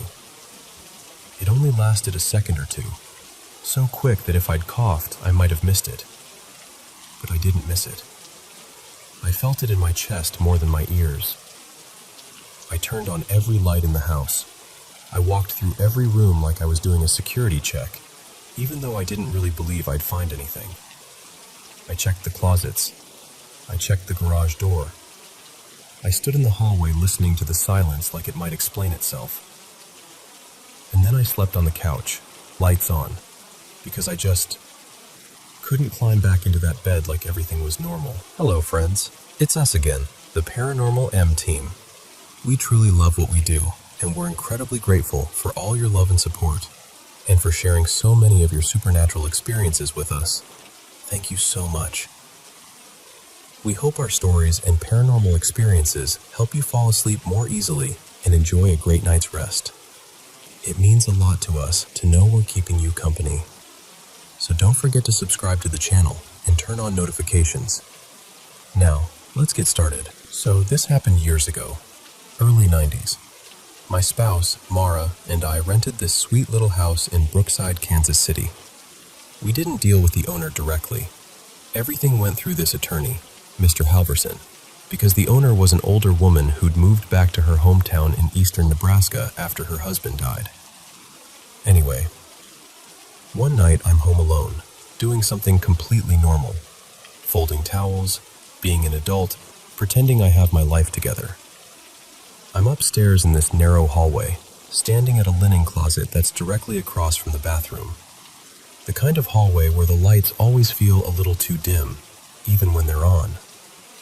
I'm reaching into the closet, stacking towels, and out of nowhere I get that feeling. You know the one. That cold little crawl up your back that says, someone's behind you. I freeze with my arms full of towels, and I can almost feel the eyes on me. I slowly turn around, and I swear, for a split second I see an elderly man standing there. Not solid like a normal person, more like a presence shaped like a person. Pale, still, watching me like I'd interrupted him. My stomach dropped so fast I thought I might actually pass out. And then, nothing. The hallway's empty. Just me and my ridiculous towels and my heart trying to escape through my throat. I didn't tell Mara. I know. But I didn't want her laughing at me. And honestly, I didn't want to plant that image in her head and scare her. So I kept it to myself and tried to act normal, like I hadn't just met the world's creepiest invisible neighbor. A couple months go by. It's a Sunday afternoon. I'm downstairs watching football, half asleep on the couch, and Mara's upstairs putting towels away in that same linen closet. And then I hear her scream. Not like a little surprised yelp. A real, full-body scream. She comes running down the stairs so fast she nearly misses the last step. She's shaking. Her face is white. I sit up like, what happened? What's wrong? And she tells me she was putting towels away, got this horrible feeling that she was being watched, turned around, and thought she saw an old man standing in the hallway. And when she said it, I felt my blood go cold, because it was exactly what happened to me. So I'm holding her there in the living room, trying to calm her down, and I finally tell her my story, how I'd felt it too, how I'd seen him too, and how I'd kept it quiet because I didn't want her to laugh or get freaked out. Mara just stared at me like, you've been sitting on that? After that, it was like the house had a personality. Nothing flying off shelves, no dramatic movie stuff, just this steady, uncomfortable feeling sometimes. Like the place didn't quite want you there. A little later, I dropped off the rent check at Mr. Halverson's office, and I asked him, casually, like I wasn't about to sound insane, if he knew how the owner's husband had passed. He kind of paused, then said the husband had had a massive heart attack, right there in the home. Paramedics came, but he was already gone. Then he asks me why I wanted to know, and I couldn't bring myself to tell the whole story. I said something vague, like I'd had this odd sense that the man had died there. And I left it at that, because what else do you say without sounding like you've been licking batteries? But then things got worse in a way that had nothing to do with ghosts. And they're gone. We just stood there, stunned, watching taillights disappear. The insurance claim ended up around $18,000, which was a lot of money back then. And here's the part that still makes me mad. After the settlement, the insurance company canceled our policy. Our agent, Darlene, told us the only thing she was allowed to say was, "You need to move." She wouldn't explain, just kept repeating it like she was reading off a script. 4 months later, this is the kicker. We go to bed early one night. All the lights are off, the house is quiet, and we're dead asleep. And we wake up to someone trying to break in through the same entry point as before. You could hear it, this awful, deliberate sound, like somebody testing the world. Mara and I bolt upright, flipping on lights, making noise, and whatever it was, it stops. Just like that. Like they didn't want to fight. They wanted an easy house. At that point, we went back to Mr. Halverson and demanded improvements. Better locks, reinforced doors, brighter outdoor lighting, security system, the whole thing. We got estimates, about $2,700, and we even offered to split the cost. He talked to the owner. They refused. They said we were welcome to pay for it ourselves, which, no. We weren't going to pour thousands into someone else's property just so we could sleep at night. So we terminated the lease and moved out. The house rented again quickly. Cute place, lovely neighborhood, just a little too close to an area where people apparently felt comfortable treating homes like shopping malls. We were lucky. We only lost the deposit. And then, about 9 months after we left, I get this phone call one evening. A woman, her name was Rachel, asks if I used to live at our old address. I'm like, yeah, why? And she explains that some mail with my name had shown up even after forwarding, and she'd looked me up because I was the only match in the Kansas City phone book. Then she says, I know this is strange, but I needed to talk to someone who lived there before. Rachel tells me she and her roommate, another young attorney, had rented the place after us, and they'd been robbed 3 times in 9 months. 3. They'd gotten into it with Mr. Halverson about safety upgrades, and during one of those arguments he accidentally let something slip. Something like, "This sounds exactly like what the previous tenants asked for." That's when she started digging until she found me. And then, almost like an afterthought, she goes, "Also, can I ask you something weird?" I'm already bracing myself. She says, "Did you ever feel creeped out in that house? Like you were being watched?" And I remember I actually swallowed before I answered. I said, "Watched? Yeah. By who?" And she goes, completely matter of fact, like she's talking about a nosy neighbor. An old creepy guy. And I just sat there on the phone, quiet, because suddenly I could see that upstairs hallway again. The linen closet, the bathroom door, the dim light, and that feeling, like the house had been waiting for you to notice you weren't alone.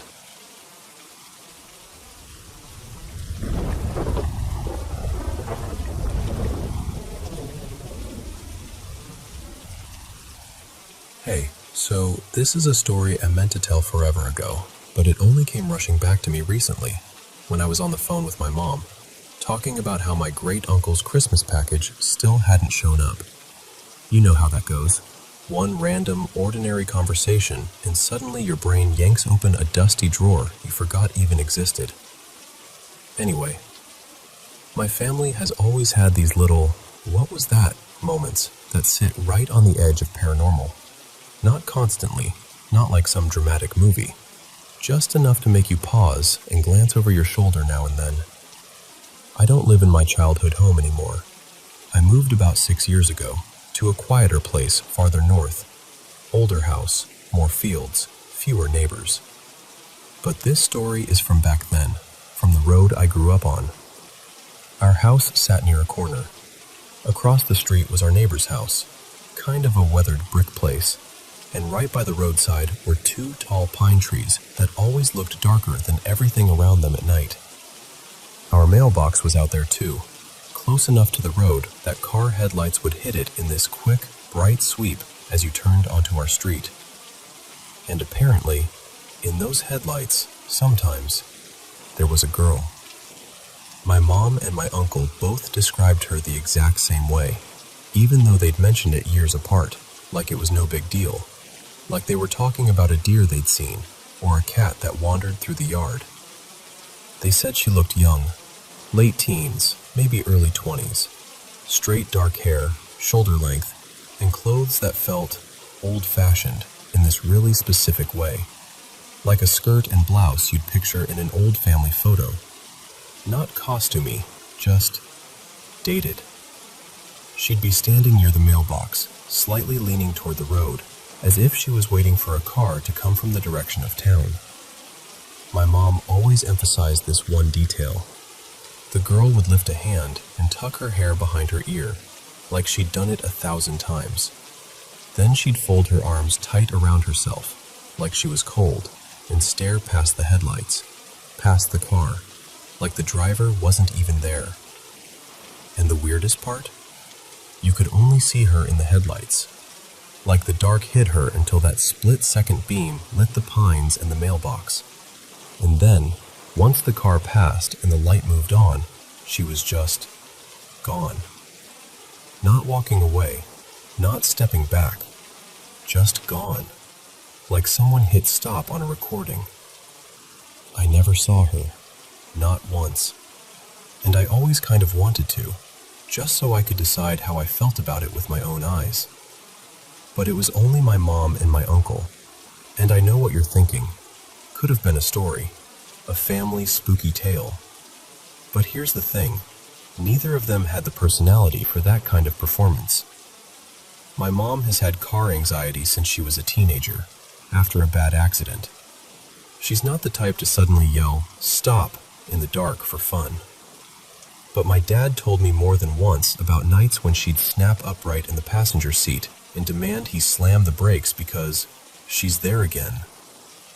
And my uncle, let's call him Nate, he wasn't exactly sentimental. He wasn't a theatrical guy. But apparently there were nights he'd come home late, whip the car around, and back halfway into the front yard just to angle the headlights back across the street, trying to see her again by the pines. And what always got me about that is, those nights were often after midnight. No audience, no kids watching. If it was some big prank or attention thing, he was committing to it at the weirdest possible times. What actually gave me chills didn't happen on the road. It happened 2 years ago, in my mom's living room, in broad daylight, with her phone in her hand. There had been a report about an unidentified body found back near our hometown.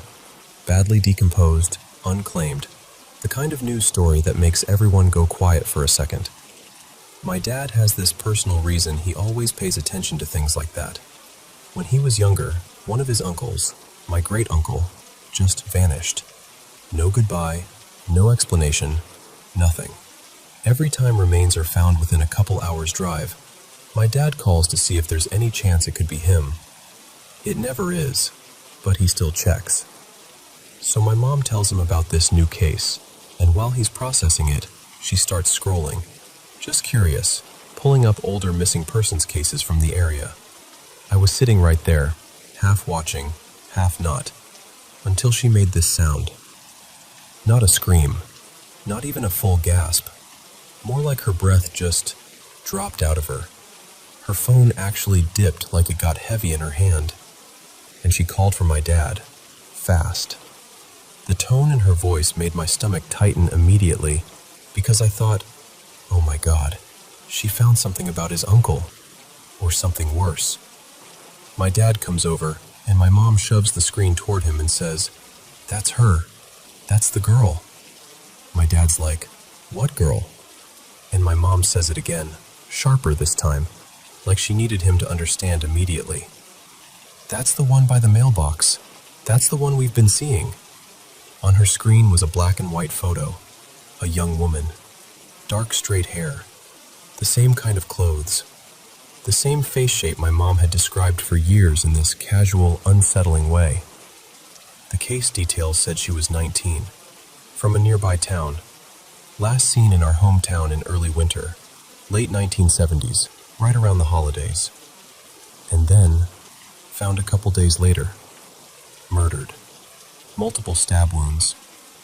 I remember staring at that phone and feeling this slow, crawling cold behind my ribs. Not the fun kind of spooky, the ugly kind. The kind that makes you realize the world has teeth. Because if my mom was making this up, then she'd been playing the longest, weirdest game imaginable. Decades of consistent detail. Decades of the same description. Years of reacting the same way in the car. And then a perfectly timed reveal. And she's not that person. She never has been. She can't even pretend she likes a meal if she doesn't. So we all just stood there, sort of stunned. Like we'd accidentally stepped into the overlap between two realities. The family ghost story and a real young woman who had actually lived and actually died, and whose face was still out there in records like a bookmark nobody wanted to find. I'm not going to say her real name. It feels wrong. I looked a little deeper and saw she still has family. Siblings, at least. People who might still think about her every December. But I'll tell you this. Ever since that day, whenever I picture that corner, the pines, the mailbox, the way headlights sweep across the roadside, I don't picture a ghost girl like some campfire story. I picture a real person. And I can't decide what's worse.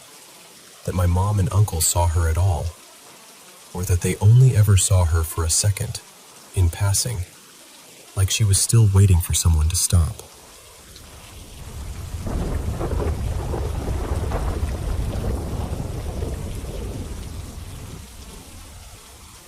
So, quick bit of context before I drop you into it. For years, we had this cat named Hugo.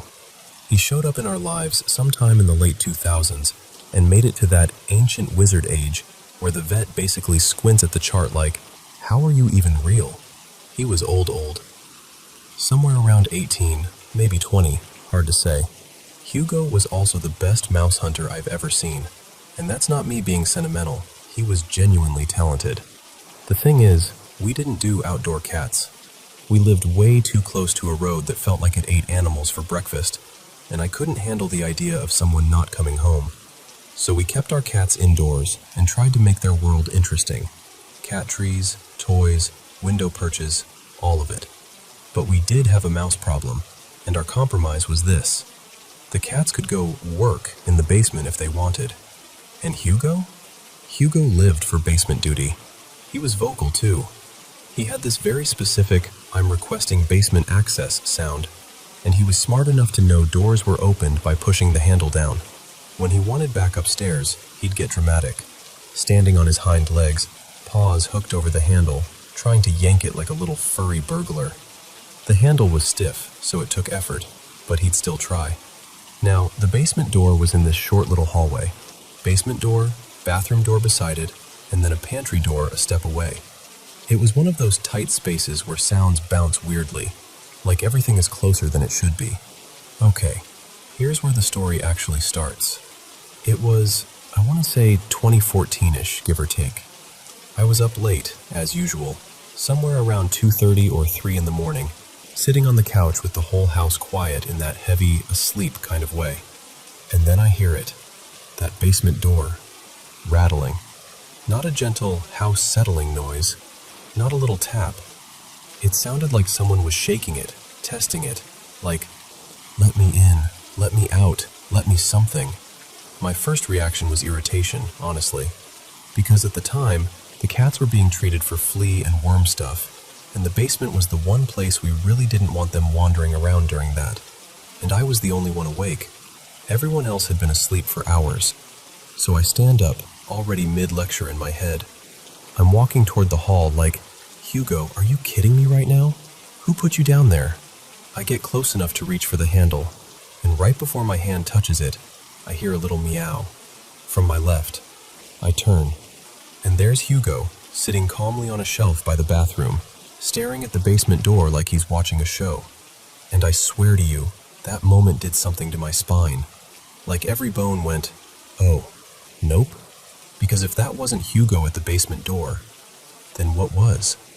We had another cat back then, Junie, but I'd literally just stood up from the couch, and Junie had been stretched out right there, dead asleep, not moving.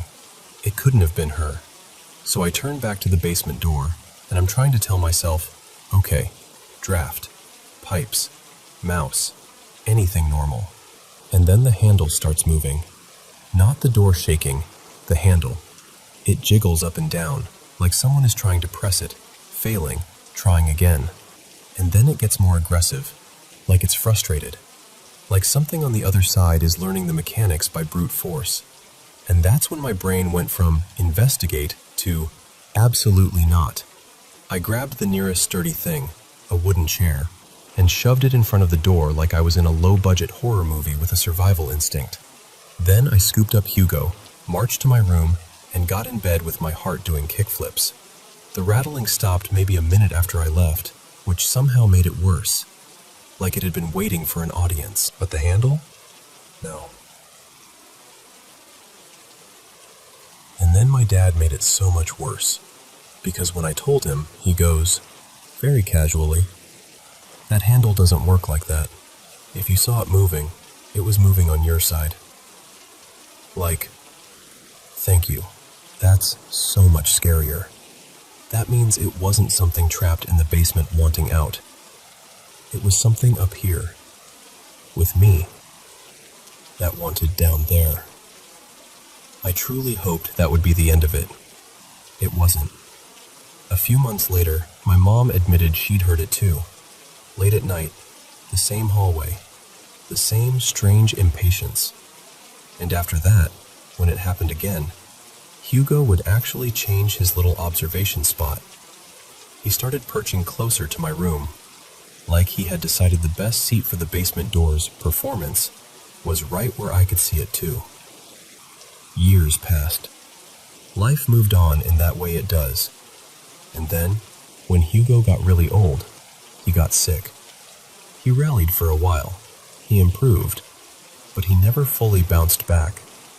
He lost muscle, moved slower, and he stopped hunting. It was like he finally decided he'd done enough work for one lifetime. During that stretch, we got close in a way we hadn't before.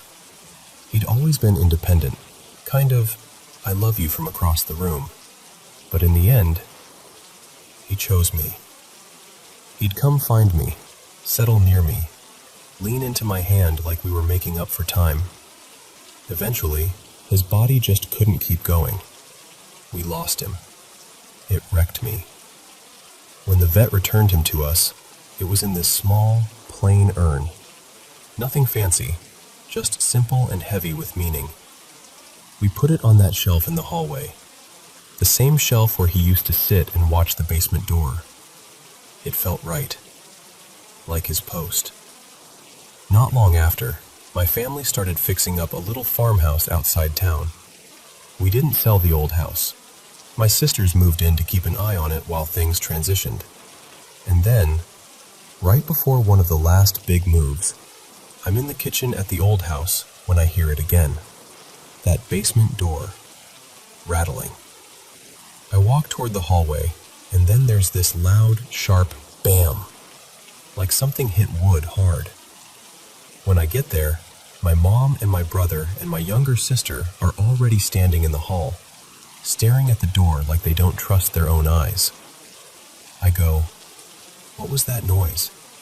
And my sister, still staring, says, "Something just flew off the shelf and hit the pantry door." I look down, and there's Hugo's urn on the floor, right in front of the pantry. And listen, there were other things on that shelf. Random little decorations, old clutter, stuff that could have fallen if something bumped it. But the only thing that came off, like it was chosen, was that. That was the first time I didn't try to rationalize it. I just felt this hot wave of anger, like a protective reflex. My mom crouched down, hands shaking, picking the urn up like it was fragile glass. And I, without thinking, I turned and yelled at the basement door. I yelled, Leave him alone. He's already gone. Not witty, not brave, just raw. The door kept rattling for another minute or two, like it wanted the last word, and then it stopped. After that, my mom moved the urn to a different place, safer, away from that hallway. Now, these days, I spend most of my time at the farmhouse. It's quieter here. Peaceful, honestly. Nothing has ever happened here that feels like that. But the old house? It's still the old house. Because tonight, well, actually a couple hours ago, my mom and I were doing renovation work at the farmhouse, patching and smoothing drywall like normal people pretending our lives are normal. And her phone starts going off. Text notification after text notification. Rapid fire. Like someone was hammering the screen in a panic. And my mom goes, "That's your sister." Because the only person who sends messages like that is the one who's scared. And I can hear my sister's voice through the speaker. Shaky, breathy, terrified. She says the basement door in the old house started rattling again. She went to the hallway, watched it for a few seconds, trying to decide if she was imagining it. And then, like it got tired of being subtle, the door handle just fell off. Not came loose, not wiggled, just dropped, like something undid it. She's packing an overnight bag. She doesn't want to be alone there tonight. She's coming up to the farmhouse until someone else is home with her. And honestly, I don't blame her.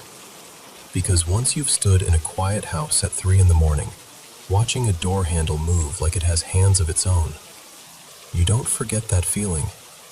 Not ever.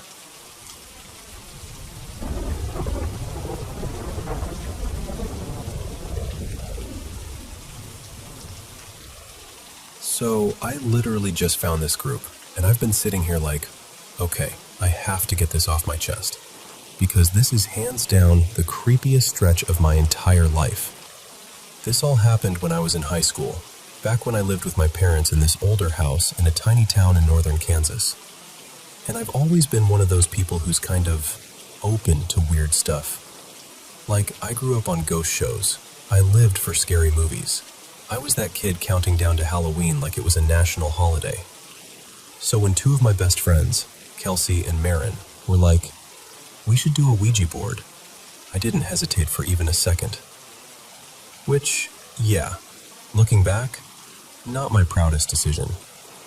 We went out late at night, because of course we did, and our town had this small cemetery tucked behind the old church, like right there in town. So naturally, that's where we went. Teenagers have zero sense of self-preservation, I swear. I'm not even going to drag you through every detail of the session, because honestly the part that freaks me out isn't what happened there, it's what happened after. But just so you get the vibe, we heard this creepy little kid giggle, like close enough that it made the hair on my neck stand up, and the board spelled out something that made us all go quiet. We shut it down, packed up, and went home acting tough, but we were all shaken. And the second I got home, it was like I hadn't come back alone. My brother Owen and I had bedrooms in the basement, and our rooms shared a wall. It was the middle of winter, freezing cold, and we had this little space heater on wheels down there, one of those dinky ones that slides around on the hard floor if you nudge it. That night, I heard it rolling, not turning on, not clicking, rolling, like it was being pulled across the floor. And listen, every scary movie has taught me one thing. The moment you go investigate the mysterious sound, you become a cautionary tale. So I did the only thing my terrified 16-year-old brain could think of. I stayed perfectly still and pulled my blanket over my head like that was going to save me from anything. That was night 1. After that, it wasn't a single weird noise here and there. It started stacking. Night after night, it got bolder. Outside my room, mounted to one of the basement posts, we had this ancient manual pencil sharpener, the kind with the crank handle you spin. No idea why we even still had it, but it was there. And it started turning at night too.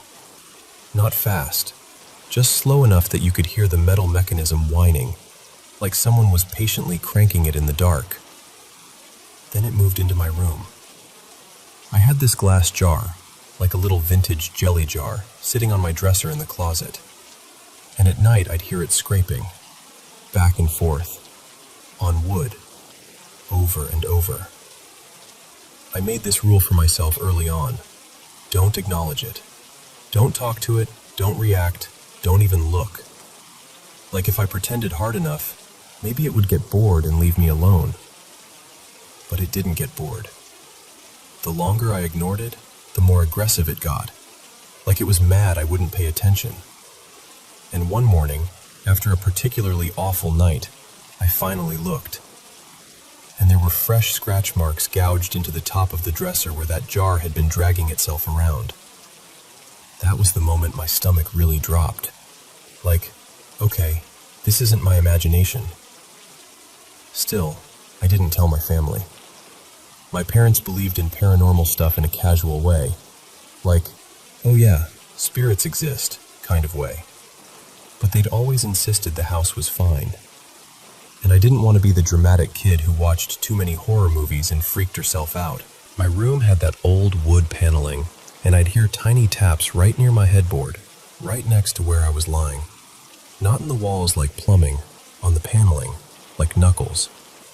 Sometimes it would pause, and the second my body relaxed, it would start again. And then there was this other thing that makes my skin crawl even now, because it wasn't just sounds. You know that feeling when a cat jumps onto your bed and pads around in circles before settling down? I felt that, on my mattress. Like something climbed onto the bed and walked around near my legs. Except there was no cat, no pet, nothing. And then, the whispers started. I'd be lying there in the dark, frozen, staring at the ceiling, and I'd hear my name. Soft, dragged out, like someone trying to get my attention without waking anyone else up. From my closet, every single night. And it wasn't just that either.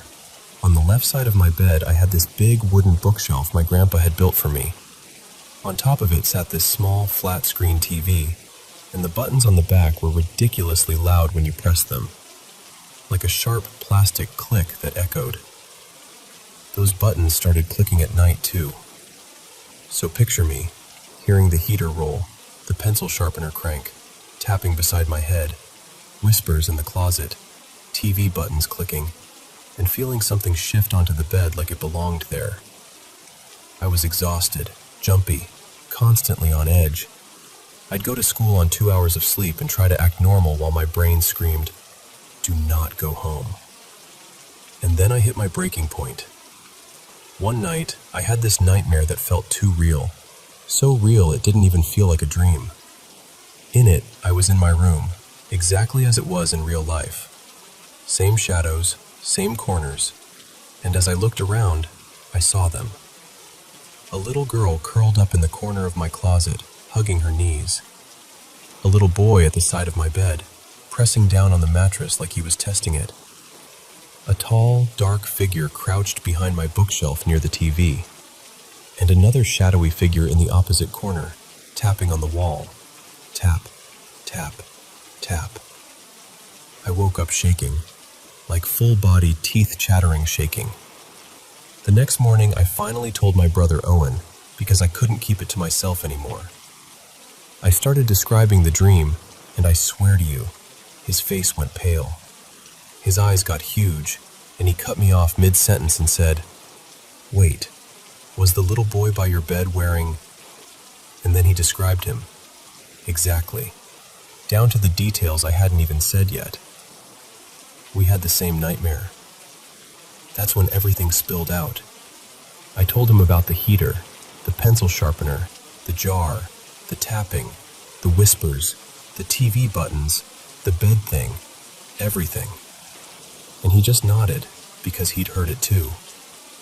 Then he told me something that made my throat go dry. He said he'd seen me sit straight up in bed at night and whisper back, like I was having conversations in my sleep with whatever was in my room. I had absolutely no memory of it. None. But he was dead serious, like he'd watched it happen more than once. And then he told me about the storage room. Across the basement from his bedroom was this little storage space that didn't even have a door, just a dark opening. I'd always hated it, like irrationally. Even walking past it made me feel sick, like the air was wrong there. I never understood why. I just avoided looking into it at night. His room faced it. He said he would wake up sometimes and see a shadowy man standing in that doorway. Not moving, just standing there. Some nights it was in the storage room opening. Some nights it was halfway between the storage room and his bed.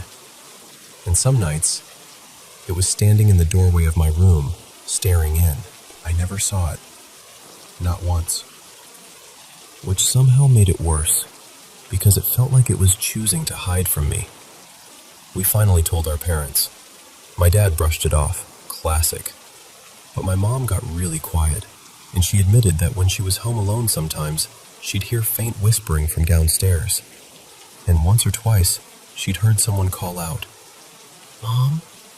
from the basement like it was me, even though I wasn't home. After we talked about it openly, things started happening less. Not immediately, but it wasn't constant the way it had been. One moment sticks with me, though. My boyfriend at the time, Ethan, who's my husband now, was over one night, and Owen and I were telling him everything, like really laying it all out. Halfway through, Ethan put his hands to his temples and was like, "Please stop. I've got this horrible headache all of a sudden." We stopped talking, and I'm not exaggerating. The headache vanished, like it turned off. Eventually, I moved out. I lived in an apartment for a while, and I did have a couple weird things happen. Like one time, 3 different clocks in 3 different rooms fell off their hooks and shattered within minutes of each other, which was a lot.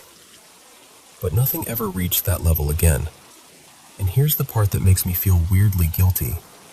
My mom and my brother told me that the very first night I wasn't living in that house anymore, everything stopped completely. No whispers, no tapping, no heater, nothing.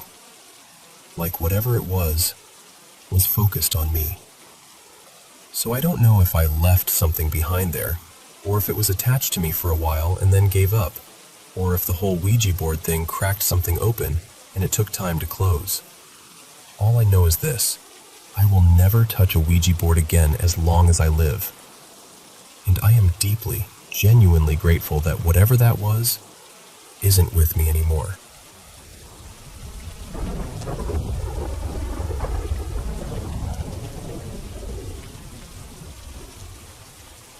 So, I don't really tell this story at parties. It's not that kind of spooky. It's the kind that sits in your ribs for years and only shows itself when you're alone at night, staring at the ceiling, wondering why your childhood memories feel haunted around the edges. When I was about 6, maybe 7, I got hit with a fever so hard it came on like a wave. This was early 90s, small town, not much money, and medical care was, let's just say it had limits. The clinic shut around dinner time, and after that, calling for the doctor felt like flipping a coin. Sometimes he'd come in a state you'd rather not see anyone holding medical equipment in. I knew that firsthand, because one summer I wiped out on my bike and split my scalp open. Next thing I know, this man is stitching me up, and I swear he missed more than he hit. I still remember the sharp, wrong pinch when the needle didn't go where it was supposed to, like he was sewing the air and accidentally catching me in the process. I hated that man with a passion that only a kid can carry. Anyway, back to the fever. My mom told me later she was about to call him, even though she didn't want to, because my temperature was climbing fast, and I was drifting in and out like a radio losing signal. But then, just as she was reaching for the phone, my symptoms started easing up, like somebody turned a dial down. and the whole thing got filed away as one scary night, and life moved on. I didn't even remember it. Years later, 12, maybe 13, we were watching something on TV where someone was burning up with a fever. I asked, casually, "Did I ever get a fever like that when I was little?" My mom paused, just stopped what she was doing and looked at me in this really strange way. "You don't remember?" she asked. I laughed and said no. Why would I? And she said, very quietly, "What you said that night scared me more than the fever." That made my stomach drop a little because you know your mom's fear as a kid. It's like weather. When it shifts, you feel it. She asked me again, "Do you remember what you said you saw?" I told her no, not even a flicker. So she sat down and told me. She said I was in bed, skin blazing, eyes glassy, and she was perched on the edge of the mattress with a cold, damp cloth, pressing it gently to my forehead, just trying to keep me comfortable, trying not to panic. And then, out of nowhere, I sat bolt upright. I pointed over her shoulder, like my whole body was being yanked by something I could see that she couldn't. And I screamed, "Mom, turn around! It's behind you!" She told me the look on my face, pure terror, like I'd seen something that didn't belong in the world, went straight through her. She said she felt cold all over, even though the room was warm. She also said she didn't turn around, not because she didn't believe me, but because she was terrified that if she did, it would make it real. Like acknowledging it would invite it in. So she stayed facing me, voice steady, saying, "There's nothing there. You're okay. It's just your fever." But I kept crying and shouting, "It's coming closer! Mom, it's coming closer!" And the way she described it, this part still gets me. She said my eyes stopped focusing on the corner of the room and started staring right over her shoulder, like whatever I thought I saw had moved, like it was right behind her now. She told me she couldn't take it anymore. She pulled me against her chest, wrapped her arms around me tight, and covered my eyes with her hand like she could physically block whatever it was. And she said either I snapped out of it, or whatever I was seeing left us alone. That should have been the end of it. Just a fever story. A scary little family anecdote you roll your eyes at as you get older. But then there's the other part. A few years after that, around 9 or 10, there was this group of us who always hung out together on our estate. We were that tight little neighborhood pack, always outside, always daring each other into dumb stuff. One rainy afternoon, a bunch of us were at my mate Callum's house while his mom ran to the shops. His older brother was babysitting, which basically meant he told us not to bother him and disappeared into his room to play his console at full volume. Someone found Callum's older sister's Ouija board tucked away in a drawer. And because we were kids who'd been watching too much paranormal TV and thought fear was the same thing as fun, we decided, obviously, we were going to use it. At first it was jokes, stupid questions. Who's going to be famous? Who's going to marry who? Who's going to be rich? And everybody was giggling because you could tell someone was nudging the planchette. But then we got serious in that dramatic way kids do, like we were suddenly researchers conducting a scientific experiment. We all agreed. No pushing. No messing around. And after a bit of whispering and snickering, this kid, Jasper, blurts out, "Call the house phone." Not give us a sign, not move the glass, not knock on the wall, just call the house phone. And I swear to you, the planchette shot across the board and landed on yes, like it was yanked there. And then the phone rang. Instantly. Like no pause. No, maybe it'll ring in a minute. Just, yes, ring. Every one of us froze with our hands still on that plastic thing.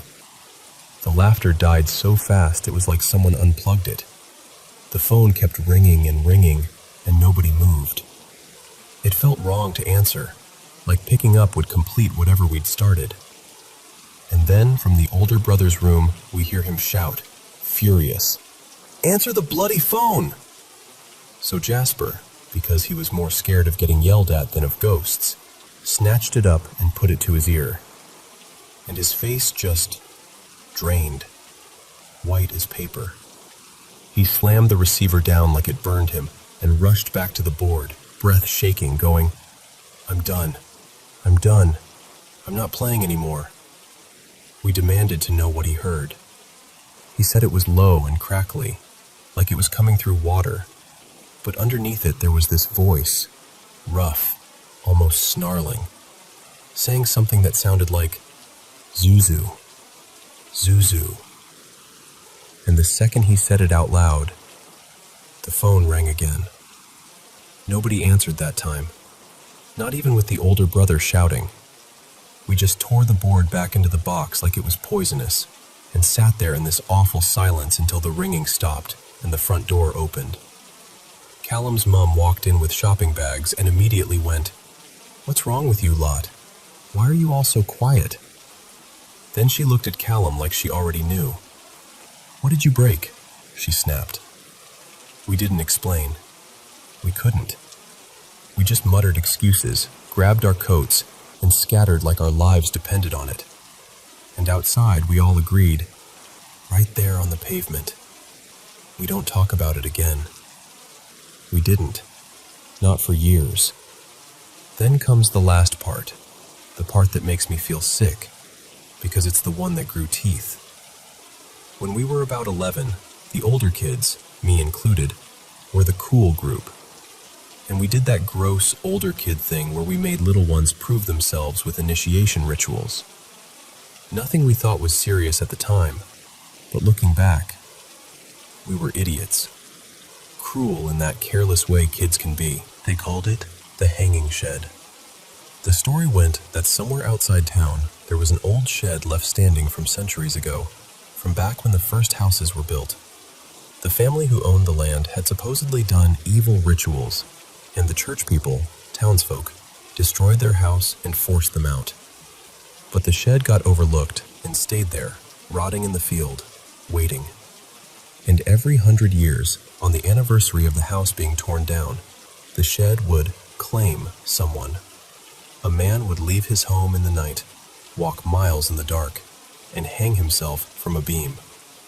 The detail that made everyone go quiet was this: there was no ladder, and the beam was too high. And every time it happened, people said there was no way someone could have tied it up there alone.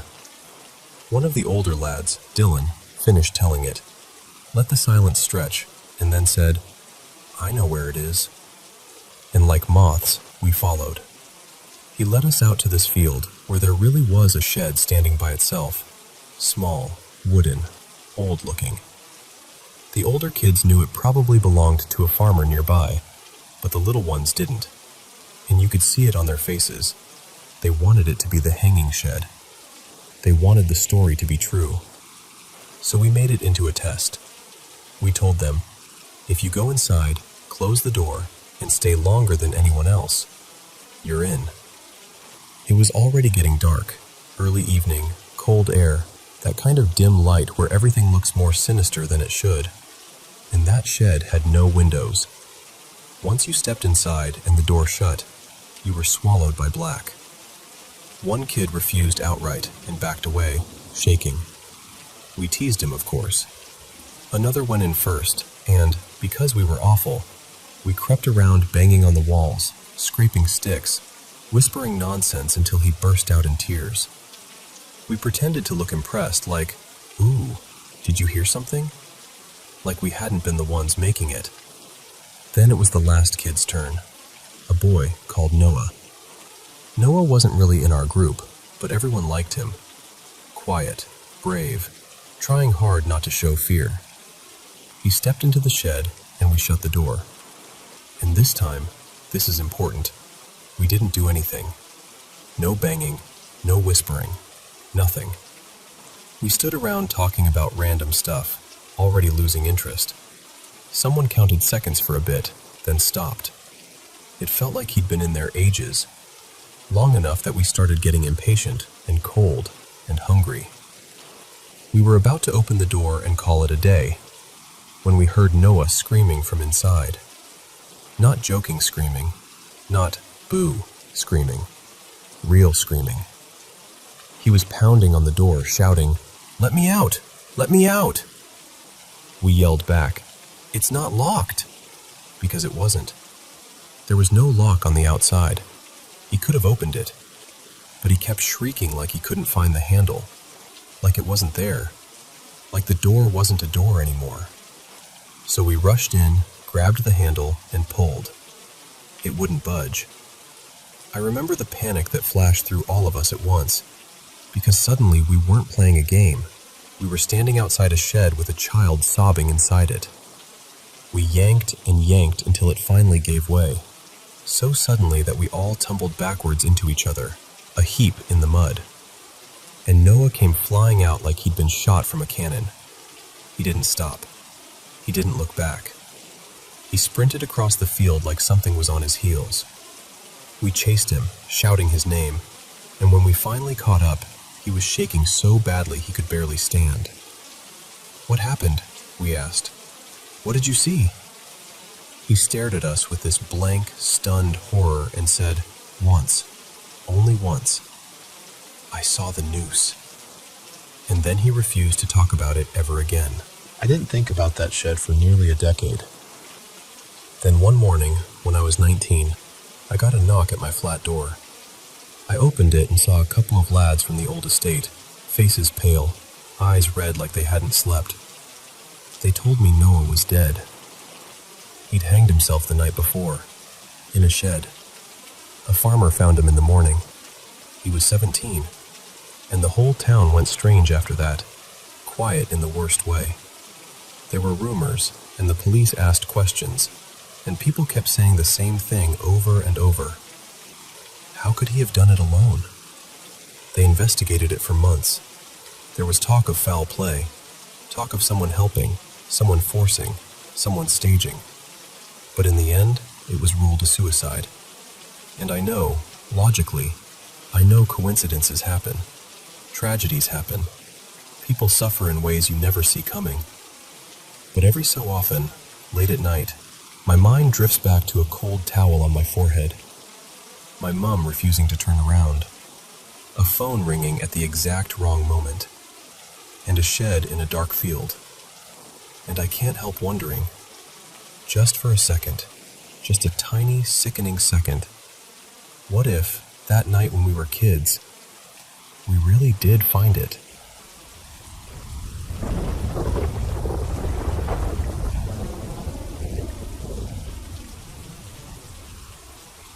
Okay.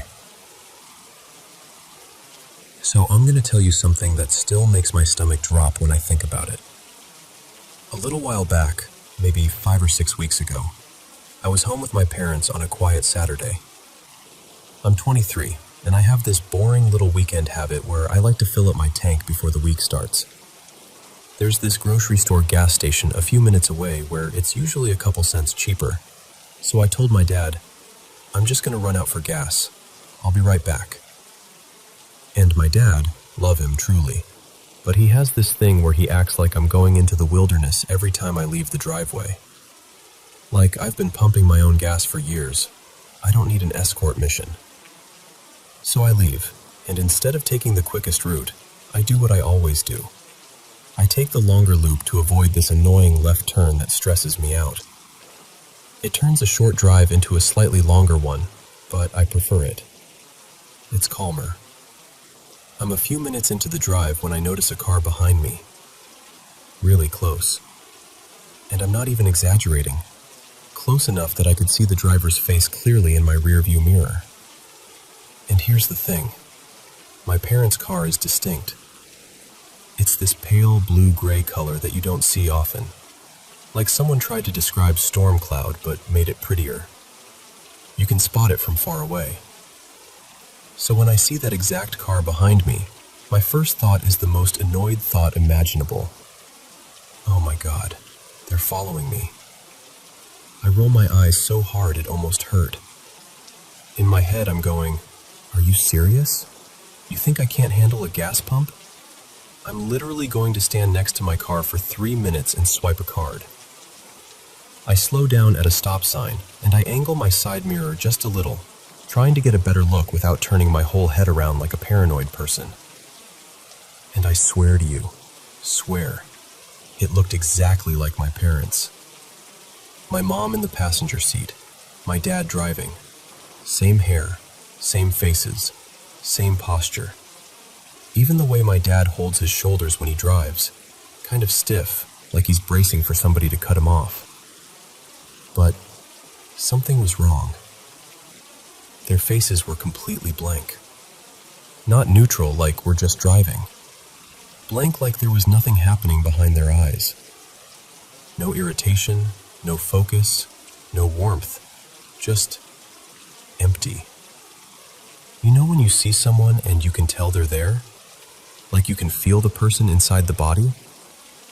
This was the opposite of that. It looked like them, but it didn't feel like them. Like somebody put their faces on 2 mannequins and told them to sit in a car. And it freaked me out. But in that weird way where your brain tries to protect you by pretending it's fine. So I tell myself, okay, weird lighting, weird angle, whatever. I keep driving. I'm thinking maybe they'll pull up next to me at the gas station and I'll have this whole awkward moment where I'm like, seriously?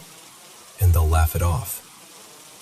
But as I get closer to the station, I check my mirror again, and they're gone. Just not there anymore. And I know what you're thinking. They turned off somewhere, took a different road. Maybe you lost them. Except I had been watching them. They were right behind me, and then suddenly they weren't. No turn signal, no slowing down, no obvious side street where they could have slipped away. It felt like a scene got cut, and it shows my parents at home. At home. Still there. I just stared at my screen like it was going to correct itself. Like the dot would move and be like, just kidding, here they are. But it didn't. It stayed planted at the house. And the math wasn't mathing. Even if they'd turned around the second I saw them, even if they'd floored it, even if every traffic light magically turned green, there was no way they could have been back home that fast. So now I'm pumping gas, heart doing this slow, heavy thump, and my brain is flipping between explanations like channels on a TV. Maybe the app glitched. Maybe it wasn't them. Maybe I'm overreacting. Maybe I'm not remembering the car color right. But I am remembering it right. I know their car. I know my parents. I drive home and I'm quiet the whole way, like I don't want to invite the weirdness back by talking about it out loud. When I get home, everything is normal. The house sounds normal. The TV is on. The vibe is safe. Later that night, I try to bring it up casually because I don't want to sound like I'm losing it. So I'm like, laughing, trying to make it light. Hey, Mom, why were you and Dad tailing me earlier? And she looks at me like I just asked her why she used to be a pirate. She goes, what are you talking about? So I tell her the whole thing, how I saw their car behind me, how I saw them, how it freaked me out. And she just keeps shaking her head, more confused by the second. Then she calls for my dad, like she needs a witness. And my dad comes in and he's like, we haven't left the house all day. Not defensive, not teasing, just matter of fact. And I'm standing there trying to laugh, trying to act like it's a funny misunderstanding.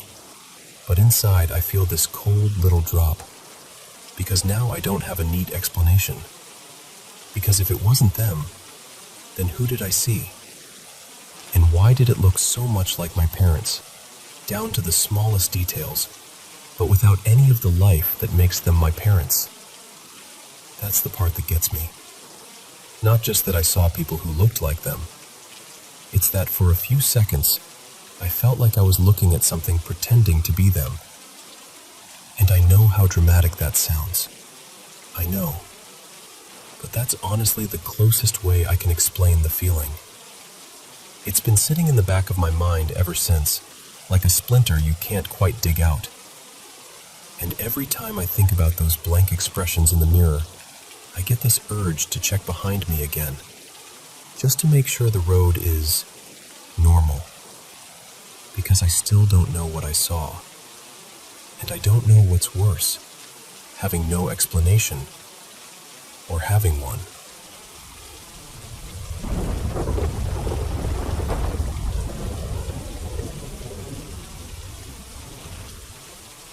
Okay, so I need to tell you something that happened tonight, and I'm still kind of buzzing from it. Like, I'm sitting at home right now, warm and safe, and even thinking about it makes my skin prickle. So, some quick background. My partner Maya and I have this dog. He's a 5-year-old Siberian Husky Malamute mix named Coda. Big, fluffy goofball. And if you know Huskies, you know they don't really bark so much as commentary. He's a talker, a howler, a dramatic little opera singer. But here's the thing, Coda almost never barks. Like, I can count on one hand the times I've heard it in all the years we've had him. He's friendly with basically everyone. So if he ever barks at a person, that's not just unusual, that's wrong. Anyway, every evening around 6:15, we take him on this long walk at a small neighborhood park nearby.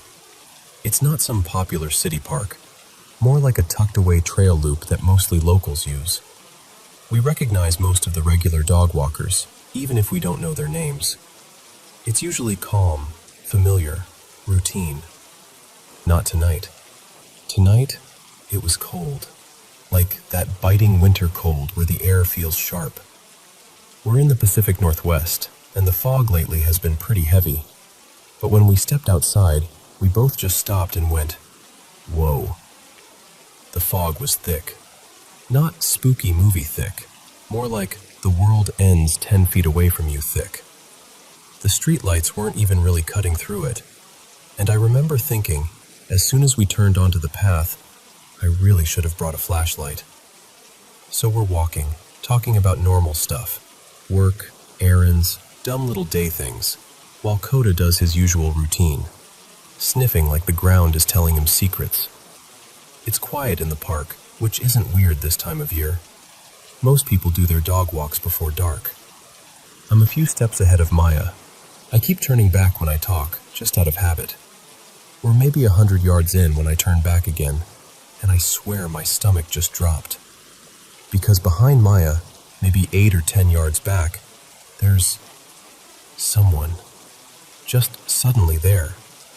A small person, maybe around 5'2", walking toward us. They're holding something bright, like a phone or small flashlight, but the light is aimed up toward their face. And I'm telling you, I couldn't see their face at all. Not even a hint. The hood they had on was huge, like oversized, and it hung low. The light made it worse, washed out everything except this blank shadow under the hood. They had this weird combination of clothes, too, like a colorful, drapey outer layer over dark pants, and then this bulky hoodie on top. I couldn't tell their age, their gender, nothing. Just a shape walking through the fog with a bright light aimed at their own head. And what freaked me out most was the timing. Because seconds before, when I'd last looked back, there was nobody. This trail is open. No trees right up against it. No place to duck behind. And yet somehow this person just appeared like they'd stepped out of the fog itself. So I quietly tell Maya, "Hey, let's step off the trail and let them pass." We move into the grass with Coda, acting casual, like no big deal. And the person walks by us. Except, they don't look up. Not once. They don't glance sideways. They don't acknowledge us at all. No nod, no quick, "Evening," nothing. They just keep walking forward with that light held up, face completely hidden, moving in this stiff, almost mechanical way. It felt robotic. That's the only word I have for it. We wait a minute or two, let Coda do his thing, then we get back on the trail. Still no flashlight. Still that fog swallowing everything. About a minute later, we round this bend, and I see the same person again, standing dead still in the middle of the trail ahead of us. We stop too because... what do you even do? We just stand there watching. They take a couple steps, stop again. A couple steps, stop again. Like they're glitching. And this is when Coda's whole vibe changes. He goes stiff. His tail changes position, lower, tense. He starts whining under his breath, like anxious little sounds he almost never makes. His body language is screaming that something is wrong. Maya and I don't even need to talk about it. We just automatically step off the trail again and do this big, looping detour through the grass to reconnect with the trail farther ahead, maybe 50 or 60 yards past the person. The whole time, I keep looking back, and that figure is still just standing there. We end up near this little kid's play area, slides and climbing stuff, and we let Coda sniff around in the wood chips for a second, trying to calm him down, trying to convince ourselves we're overreacting. And then we hear it. A dog barking like absolutely losing its mind, coming from back the way we came. A second later, I see a guy appear through the fog, pulling his dog hard on the leash, like dragging it away from something. The dog is lunging and barking and snapping the air, full chaos. And the guy keeps saying, "I'm so sorry, he never does this, I don't know what's gotten into him." He looks embarrassed, but also shaken, like he wants out of there. He passes the same hooded person, who is still holding that light up, still not looking at anyone, and the person doesn't react, doesn't flinch, doesn't even turn their head. The guy and his dog basically hurry out through the nearest exit, and then it's just us, and the fog, and that figure. And that's when it gets worse, because the person starts moving in this strange pattern, walking backward a few steps, stopping, then forward a few steps, stopping, turning around, then turning back, like a messed up metronome. Then suddenly they turn and walk away. 5 seconds later they stop, turn around and walk toward us. Stop again. I'm just standing there staring like my brain can't file what I'm seeing. Maya says, very calmly but very firmly, "Let's go. Now." And right as we start moving, Coda explodes. He bolts toward the figure so hard the leash snaps tight and nearly yanks Maya off balance. I shout, "Coda, stop!" He stops, barely, and then he unleashes these deep, aggressive barks I have never heard from him. Not once, not ever. He's leaning forward, teeth showing, full defensive posture, like he's ready to launch. And the figure starts pacing, fast, back and forth, still with that light up, still never looking up, never turning their head, like they're pretending nothing is happening while moving like a wind-up toy. Maya and I look at each other, and we both say it at the same time.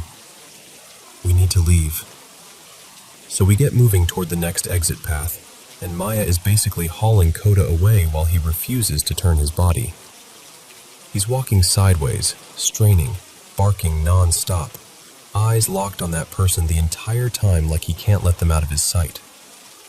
It takes everything to get him out of the park, and even once we're on the road heading home, he keeps looking back and pulling, like he wants to go back, or like he's scared something will follow. He only finally relaxes when the park disappears completely into the fog behind us. And the whole way home, Maya and I are just talking over each other, trying to make it make sense, because we've walked that trail hundreds of times, and nothing like that has ever happened. But tonight felt like we crossed paths with something that didn't belong there.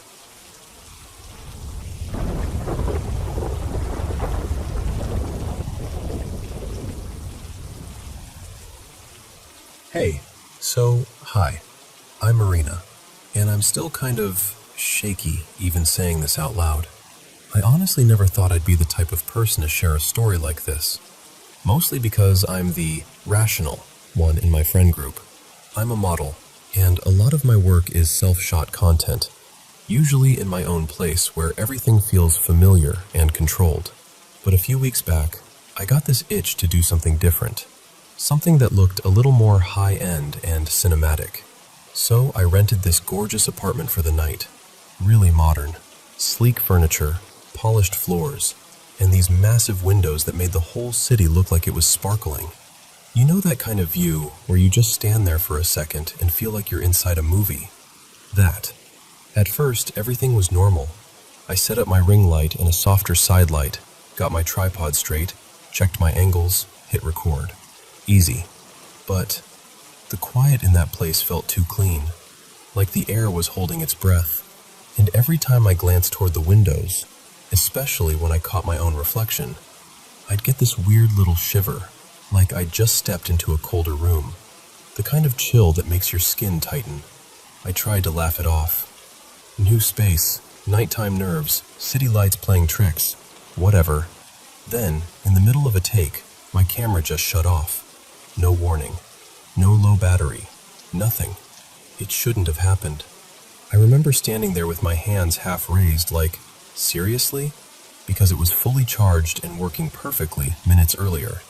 I turned it back on and went to check the clip, mostly to see where it cut out. And I wish I hadn't, because in the video, behind me, there's this huge window, and in that glass, reflected clear as day, is a face. Not mine. This pale, hollow-looking face with these sunken eyes, and this smile that didn't look like a person smiling. It wasn't even scary in a boo kind of way. It was scary in a wrong way, like it didn't belong in a human expression. My stomach dropped so hard I felt nauseous. I replayed it again, and again, and again. I even leaned closer to the screen like that would somehow change what I was seeing. I kept trying to explain it. Maybe it was a weird light flare. Maybe my own reflection warped. Maybe something outside the building. But here's the thing. The face looked like it was looking at me, not just floating there in the glass, like it had intention. I panicked and deleted the clip. Immediately. Like if it was gone, it couldn't follow me. I know that sounds ridiculous, but in that moment, I wasn't thinking logically. I was thinking like a cornered animal. I told myself, finish your shoot, don't be dramatic. So I tried, but once I hit record again, I started hearing things. First, this soft snap from the kitchen area, like someone lightly cracked a knuckle or bumped a cabinet. I stood still, listening, holding my breath. Then came the footsteps. Not loud, almost careful, like someone walking in socks down a hallway, trying not to be noticed. I called out, "Hello?" in the dumbest, smallest voice. No answer. And I know what you're thinking. Maybe it was another guest, maybe the host, maybe a neighbor. But I had checked in alone. The door was locked, and the apartment was one of those places where you can see most of the space from the living room. There wasn't anywhere someone could just casually stand without me noticing. My hands were shaking so bad I could barely steady the tripod. And then, I did the one thing I promised myself I wouldn't do. I looked at the window again, not directly outside, at the reflection, and I saw something move behind me. That was it. That was the moment my brain went, nope, we're done. I didn't even pack properly. I grabbed my phone, my bag, and whatever equipment I could carry in one trip. I left a light stand behind, and I think one of my lenses was still on the table. I didn't care. I just needed out. I remember practically running down the hallway to the elevator, jabbing the button like it was taking forever on purpose. And even when the doors closed, I still felt like something was right behind me, just out of sight. Since that night, I haven't slept the same. Every time I close my eyes, I see that face in the glass. The too wide smile, the hollow stare.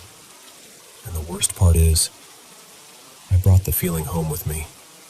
Because now, sometimes, I'll be in my own apartment, my safe place, and I'll catch myself turning around for no reason, like I'm expecting to see someone standing there. And I hate admitting this, but there are moments where I swear the room gets that same kind of quiet, like the air is holding its breath again. So I'm telling you because I don't know what to do with it anymore. I don't know if it was something paranormal, or if fear and stress made my brain fill in blanks, but I know what I saw in that reflection, and I know how it felt. Have you ever had something like that happen?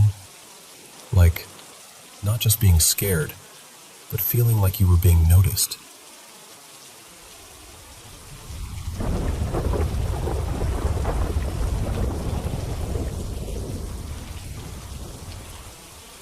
So this happened maybe 4-ish years ago, and I swear, I still get that icy, prickly feeling just thinking about it.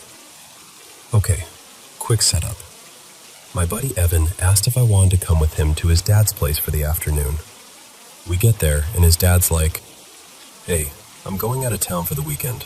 Anniversary trip. Can you guys house sit?" And of course we say yes. Easy. Evan tells me he's going to jump in the shower real fast, so I'm just hanging out in the spare bedroom, sitting on the edge of the bed, scrolling on my phone. His little pug, Daisy, climbs up next to me and plops down like she owns the place. And then, out of nowhere, Daisy stands straight up, stiff as a board.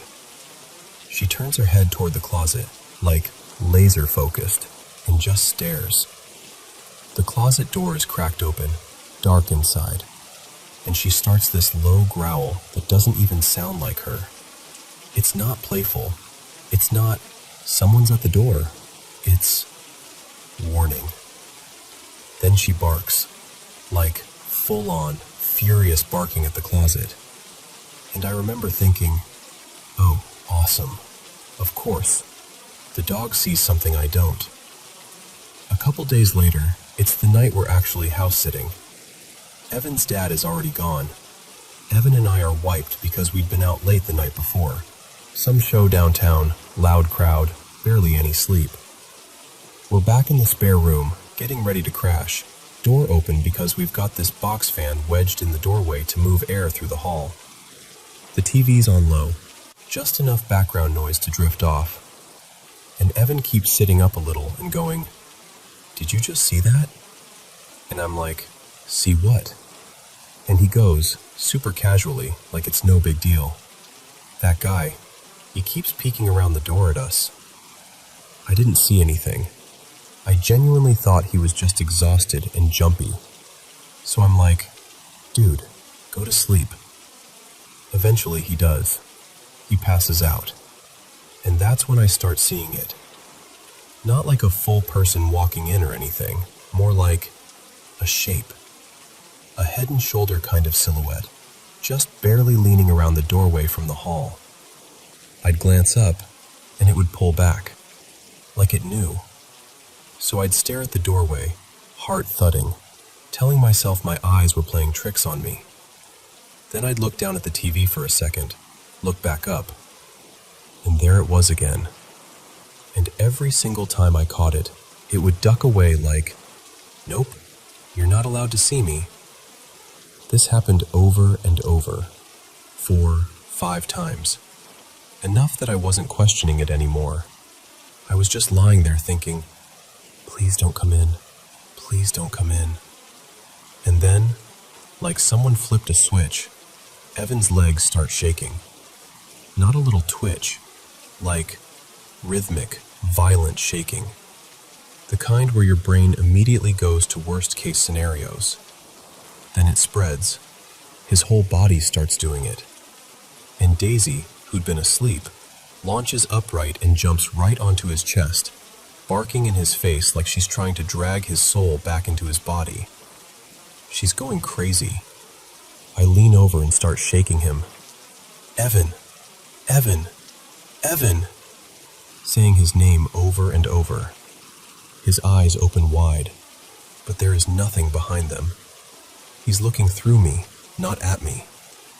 And then he starts making this sound, like he's trying to yell but can't. It starts small, almost strangled, then gets louder and louder until it's this awful, strained, rising noise that makes my stomach drop. I shake him again, harder, and finally he snaps out of it like a diver breaking the surface. He gulps air and goes, Just give me a second. Then he looks toward the foot of the bed and says, dead serious, "Didn't you just see that guy standing there?" And I'm like, "Evan, you were staring at me. There was no guy at the foot of the bed." Later, I found out Evan gets sleep paralysis and night terrors, especially at his dad's place. But I didn't know that then. All I knew was what I felt. The room wasn't normal anymore. And here's the part where I'll probably sound ridiculous, but whatever. My mom used to read all those old paranormal books, and one thing she always said stuck with me. If something is trapped or lingering, you can tell it to go toward the light. Like, give it permission to leave. So I get up, trying to act brave even though my knees are basically water, and I walk out into the living room. And I say, out loud, something like, "You're scaring me. I don't want you here. If you can go, go. If there's a light, go to it." From the bedroom, Evan yells, half laughing, "Yeah, go toward the TV." And I snapped at him, like actually angry. "Don't do that. Don't joke. Seriously." I go back into the room and sit on the bed again. And from that moment on, for the next hour, maybe more, it was like the room kept getting invaded in waves. Every 5 to 10 minutes you'd feel it. The air would change. The pressure would shift, like someone had put a heavy blanket over the whole room. The temperature would drop, not like, "Oh, it's cooler," but like the warmth got pulled out of the space. The energy felt mean, irritated, like we were somewhere we weren't welcome. Both of us would get goosebumps so intense it was painful, like every hair on my arms and legs was standing straight up. It felt like something was circling us, swirling around the bed, angry as hell. And then it would leave, and the room would loosen again, normal-ish. Evan eventually fell back asleep, because of course he did. And I just lay there, frozen, wide awake, staring at the wall beside me. And then the knocking starts, right by my head, on the wall I was leaning against. Knock, knock, knock. Then silence. Then again. Knock, knock, knock. Every few minutes. Like someone in the guest bathroom on the other side of the wall was rapping their knuckles against it, just to remind me they could. I didn't move. I didn't breathe right. I just waited for morning like it was a rescue helicopter. The next day, Evan's dad gets home. The second he walks in, I'm like, "We need to step outside for a minute." I didn't even care how weird I sounded. We go out onto the front porch, and I just look at him and go, "What is in your house?" He kind of squints at me. "What do you mean?" And I go, "The thing in your house, it's not friendly." And he nods, like I'd asked him where the extra towels were. He goes, "Oh, yeah. The guy who owned it before me, he took his own life in the house. Shot himself. He didn't like anybody being here. Didn't want me here when I first bought the place either. He's calmed down some over time." I swear my stomach dropped right through the porch, because suddenly everything, the dog, the peeking figure, the heavy waves, the knocking, clicked into place in the worst way. I've had strange moments before, little things you can shrug off, a weird feeling, a cold spot, a dream that feels too real. But that weekend, that was the darkest, most hostile energy I've ever felt in my life. Like being tolerated by something that hated you for breathing in its space. And I'll tell you this, I have never been so relieved to leave a house. I hope I never, ever feel that presence again.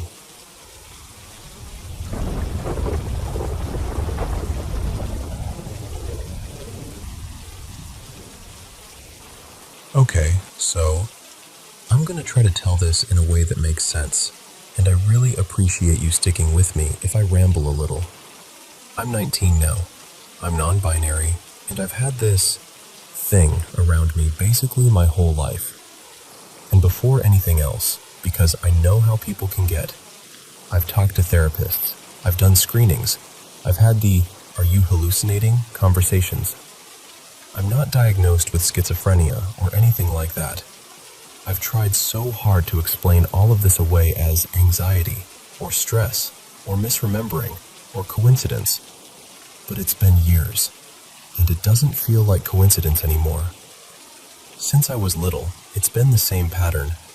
That heavy feeling of being watched when I'm alone. Shadowy shapes out of the corner of my eye. Hearing my name, in the exact voice of someone I know. And then I'll ask them later, and they'll swear they never said anything. And then there's the physical stuff, which is the part that makes my stomach drop. Random bruises, tiny scratches, sometimes deeper ones, showing up like they've been there the whole time. Except I'll watch them appear or realize they weren't there a minute ago. When I was a kid, I didn't even call it paranormal. I just accepted it. Like, oh, that's just how things are. I remember I had this little wax figure I made, kind of like a stand-in for me. I kept it on my shelf, way in the back, not near the edge or anything. It fell once, and I was able to fix it. Then it fell again later, and that time it shattered so badly I couldn't repair it. I tried to laugh it off, but even then it felt like a message. Around middle school, I started realizing I might be sensitive, I guess.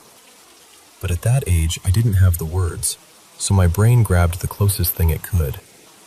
I was obsessed with creepy internet stories, like deeply obsessed. And I convinced myself that some of it was real. There was this whole phase where I genuinely thought Slender Man was after me, which I know sounds ridiculous now, but I was a kid, and I was scared, and it felt like it fit. And sure, some of it probably was my imagination, but not all of it. There's one night I still can't explain, and I swear I remember it like it's burned into my bones. I read one of those stupid chain stories that says if you read it, some killer shows up that night. And I panicked so hard I didn't even go to bed. I locked myself in the bathroom with this tiny kitchen knife, like that was going to do anything. And I stayed there. I didn't sleep. I didn't nod off. I was wide awake. And around midnight, I heard footsteps. Not house creaks, not pipes. Actual footsteps, coming up the stairs. Slow, steady, like someone who wasn't rushing. Then the handle on the bathroom door jiggled, and whoever it was, knocked. I didn't answer. I couldn't. I just sat there holding my breath, frozen so hard my hands hurt. And then, this is the part that makes my throat tighten even now. The footsteps didn't go away. They paced, back and forth, like the person was waiting, like they knew I was there. That lasted until around 3 a.m, and then the footsteps went back down the stairs and stopped. The next day, nothing.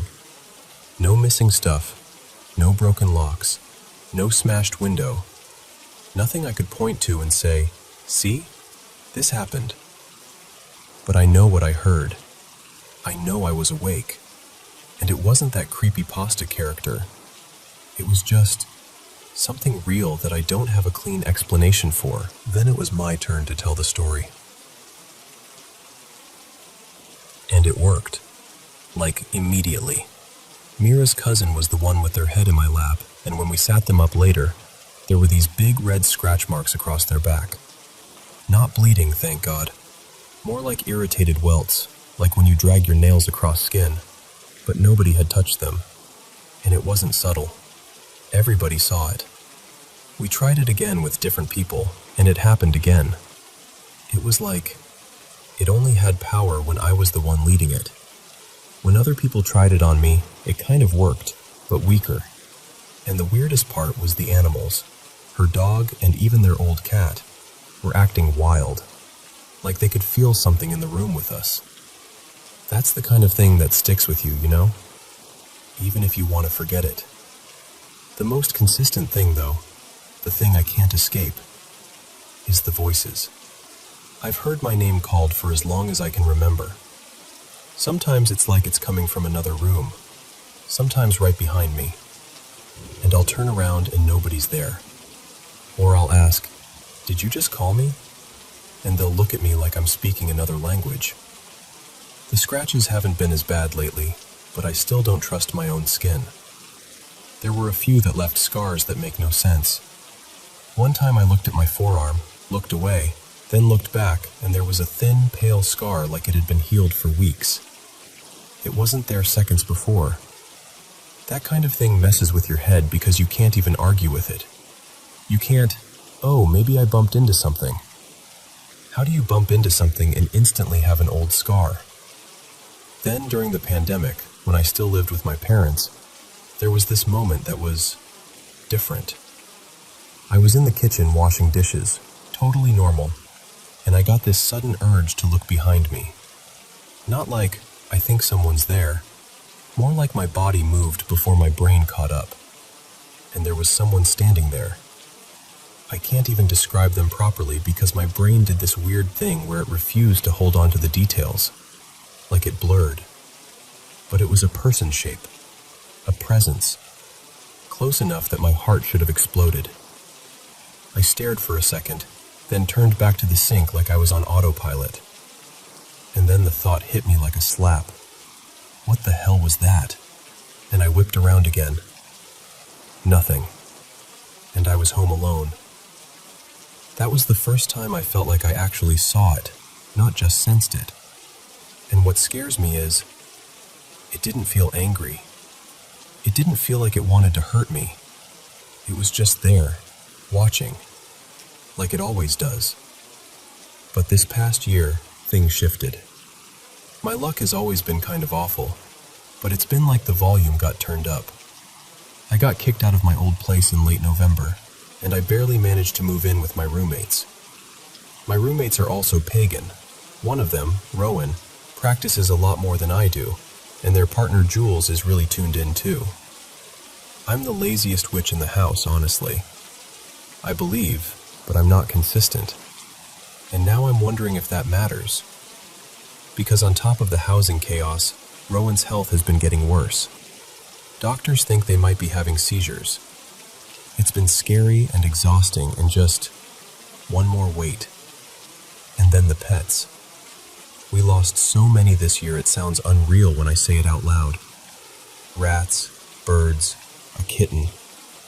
Some of it made sense. Old age, known issues. But some of it didn't. One of the birds was fine, like actually fine. Then one morning we found it on the floor, dead, no visible injuries. And the cage door was open, the water dish was empty, and food was dumped everywhere. Except I know I had refilled everything the day before. That morning, around 9:52, Rowan woke up late and was panicking. Jules woke up too, helped them get up, and Rowan sprinted out the door because they were already about to miss work. Like, no pause, no slow morning routine, just up and gone. A few minutes after that, maybe 5, not long, they started smelling something burning. They went looking and found the space heater on, cranked to full heat, hot enough they couldn't touch it. And we do not turn that heater on, ever. We keep stuff near it, and everyone in the house knows it stays off. The dial wasn't bumped slightly. It was twisted all the way to the end, like someone intentionally turned it. They checked the thermostat in the room. Nothing changed there. Then they checked the hallway controls, and that one was also set to full heat. And it couldn't have been the cats. Our cats are lazy little gremlins, but they don't mess with that stuff. And even if they did, the knob being perfectly maxed out makes no sense. It would have landed somewhere in the middle. The timing freaked us out because for the heater to be that hot, it had to have been turned on basically right when Jules woke up. Like, right as they were getting up and moving around. Which means, if nobody did it, then what did?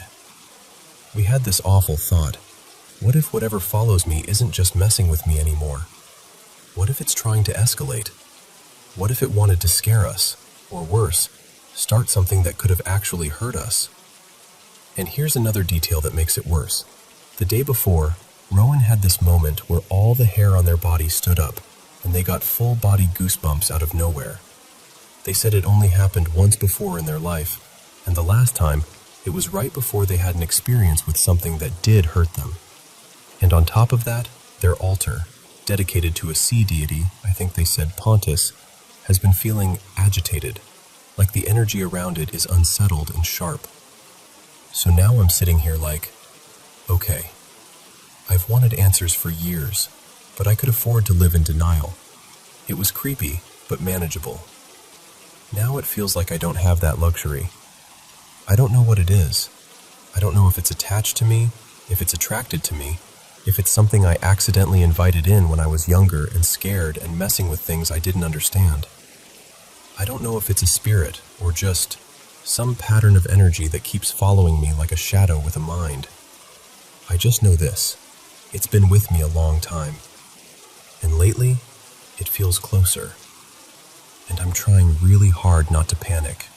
But I also feel like I need to figure out what I'm dealing with before it gets worse.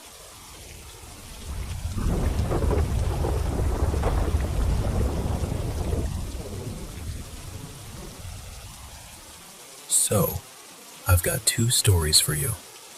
They happened in the same general area, and I still get that tight, prickly feeling in my chest when I replay them. I live out in a valley in western Utah, not far from the Nevada line. There's a mountain right near us, and it's the kind of place where wildlife doesn't stay politely up in the hills. Deer wander down like they own the roads, and you'll hear about mountain lions every so often. People spotting them, losing chickens, finding tracks, that kind of place. Anyway, first story. I'm in the car with my best friend Riley, just driving through our neighborhood in the middle of the day. Bright daylight, no weird shadows, nothing like that. And we see this dog on the side of the road near a tree. Not a stray-looking dog either, just ancient. Like, how is he even out here old? Gray muzzle, droopy eyes, ears hanging low, moving like every step is a negotiation with his joints. I tell Riley to pull over because I'm thinking, this dog is going to get hit. He can barely move and he's right by the street. I get out and I start walking toward him. Soft voice, hands low, trying to look harmless. The dog tucks his tail and gives me this low, warning woof. Not feral, not panicked, almost annoyed, like I'm interrupting something. Then he turns away from me and starts hobbling toward the road. That freaks me out even more. I rush back to the car to grab something, anything, like a cracker, a piece of granola, whatever we have, just to coax him close enough to check a tag. I hop back in and I'm like, Riley, just creep forward, don't lose him. And listen, my eyes never leave that dog, not even once. We roll forward maybe 10 feet. The dog turns toward this house and slips between two parked cars out front. I immediately tell Riley to stop because I'm picturing him stepping into the road and us clipping him. I jump out and go straight to the spot, and he's just gone. Like, gone. There's no dog under the cars, no dog behind the cars, no dog in the yard, no dog limping away down the sidewalk. The street is empty. And this wasn't a quick, healthy dog that could bolt. This was a fragile, old animal that was moving at a snail's pace. There's no way he could have disappeared without us seeing where he went. Riley and I search for a solid 10 minutes. We're calling out, shaking a bag of snacks, scanning under bushes, checking behind fences. Nothing. No collar jingle, no paw steps, no barking, no owner coming out like, "Oh, that's my dog." It happened in broad daylight, and there wasn't anyone outside with us. Just this normal, quiet street, and a dog that blinked out of existence. Okay, second story. A different night, same general area. I'm walking with Riley again, later than we should have been out, honestly. The air's cold, and the neighborhood feels extra still, like you can hear the space between sounds. We're heading toward her house, and the quickest way takes us along a few streets that angle toward the mountain. We hear a dog barking. Not close, like a few streets up, but clear enough to raise the hair on your arms. It's coming from the direction of the mountain, kind of echoing between houses. We keep walking because we have to pass that way anyway. And we're doing the usual nice voice thing, even though the dog isn't right in front of us yet. Like, "Hey buddy, it's okay," and "Go home," because sometimes that actually helps. Then we see it. A dog shape near a parked car up ahead. Just enough movement to catch our attention. And as we approach, it slips behind the car. And I swear to you, within the same second, a man steps out from behind that exact same car. Not a dog. A man. And the dog is just not there anymore. He just walks away. Calm. Steady.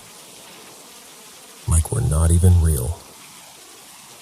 Riley and I were so freaked out we didn't talk. Like, genuinely didn't talk for a stretch.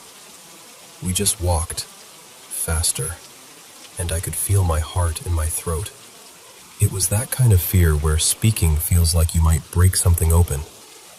Later, when we finally did talk, we did that careful thing where you're trying not to lead the other person. Like, "Okay, tell me what you saw."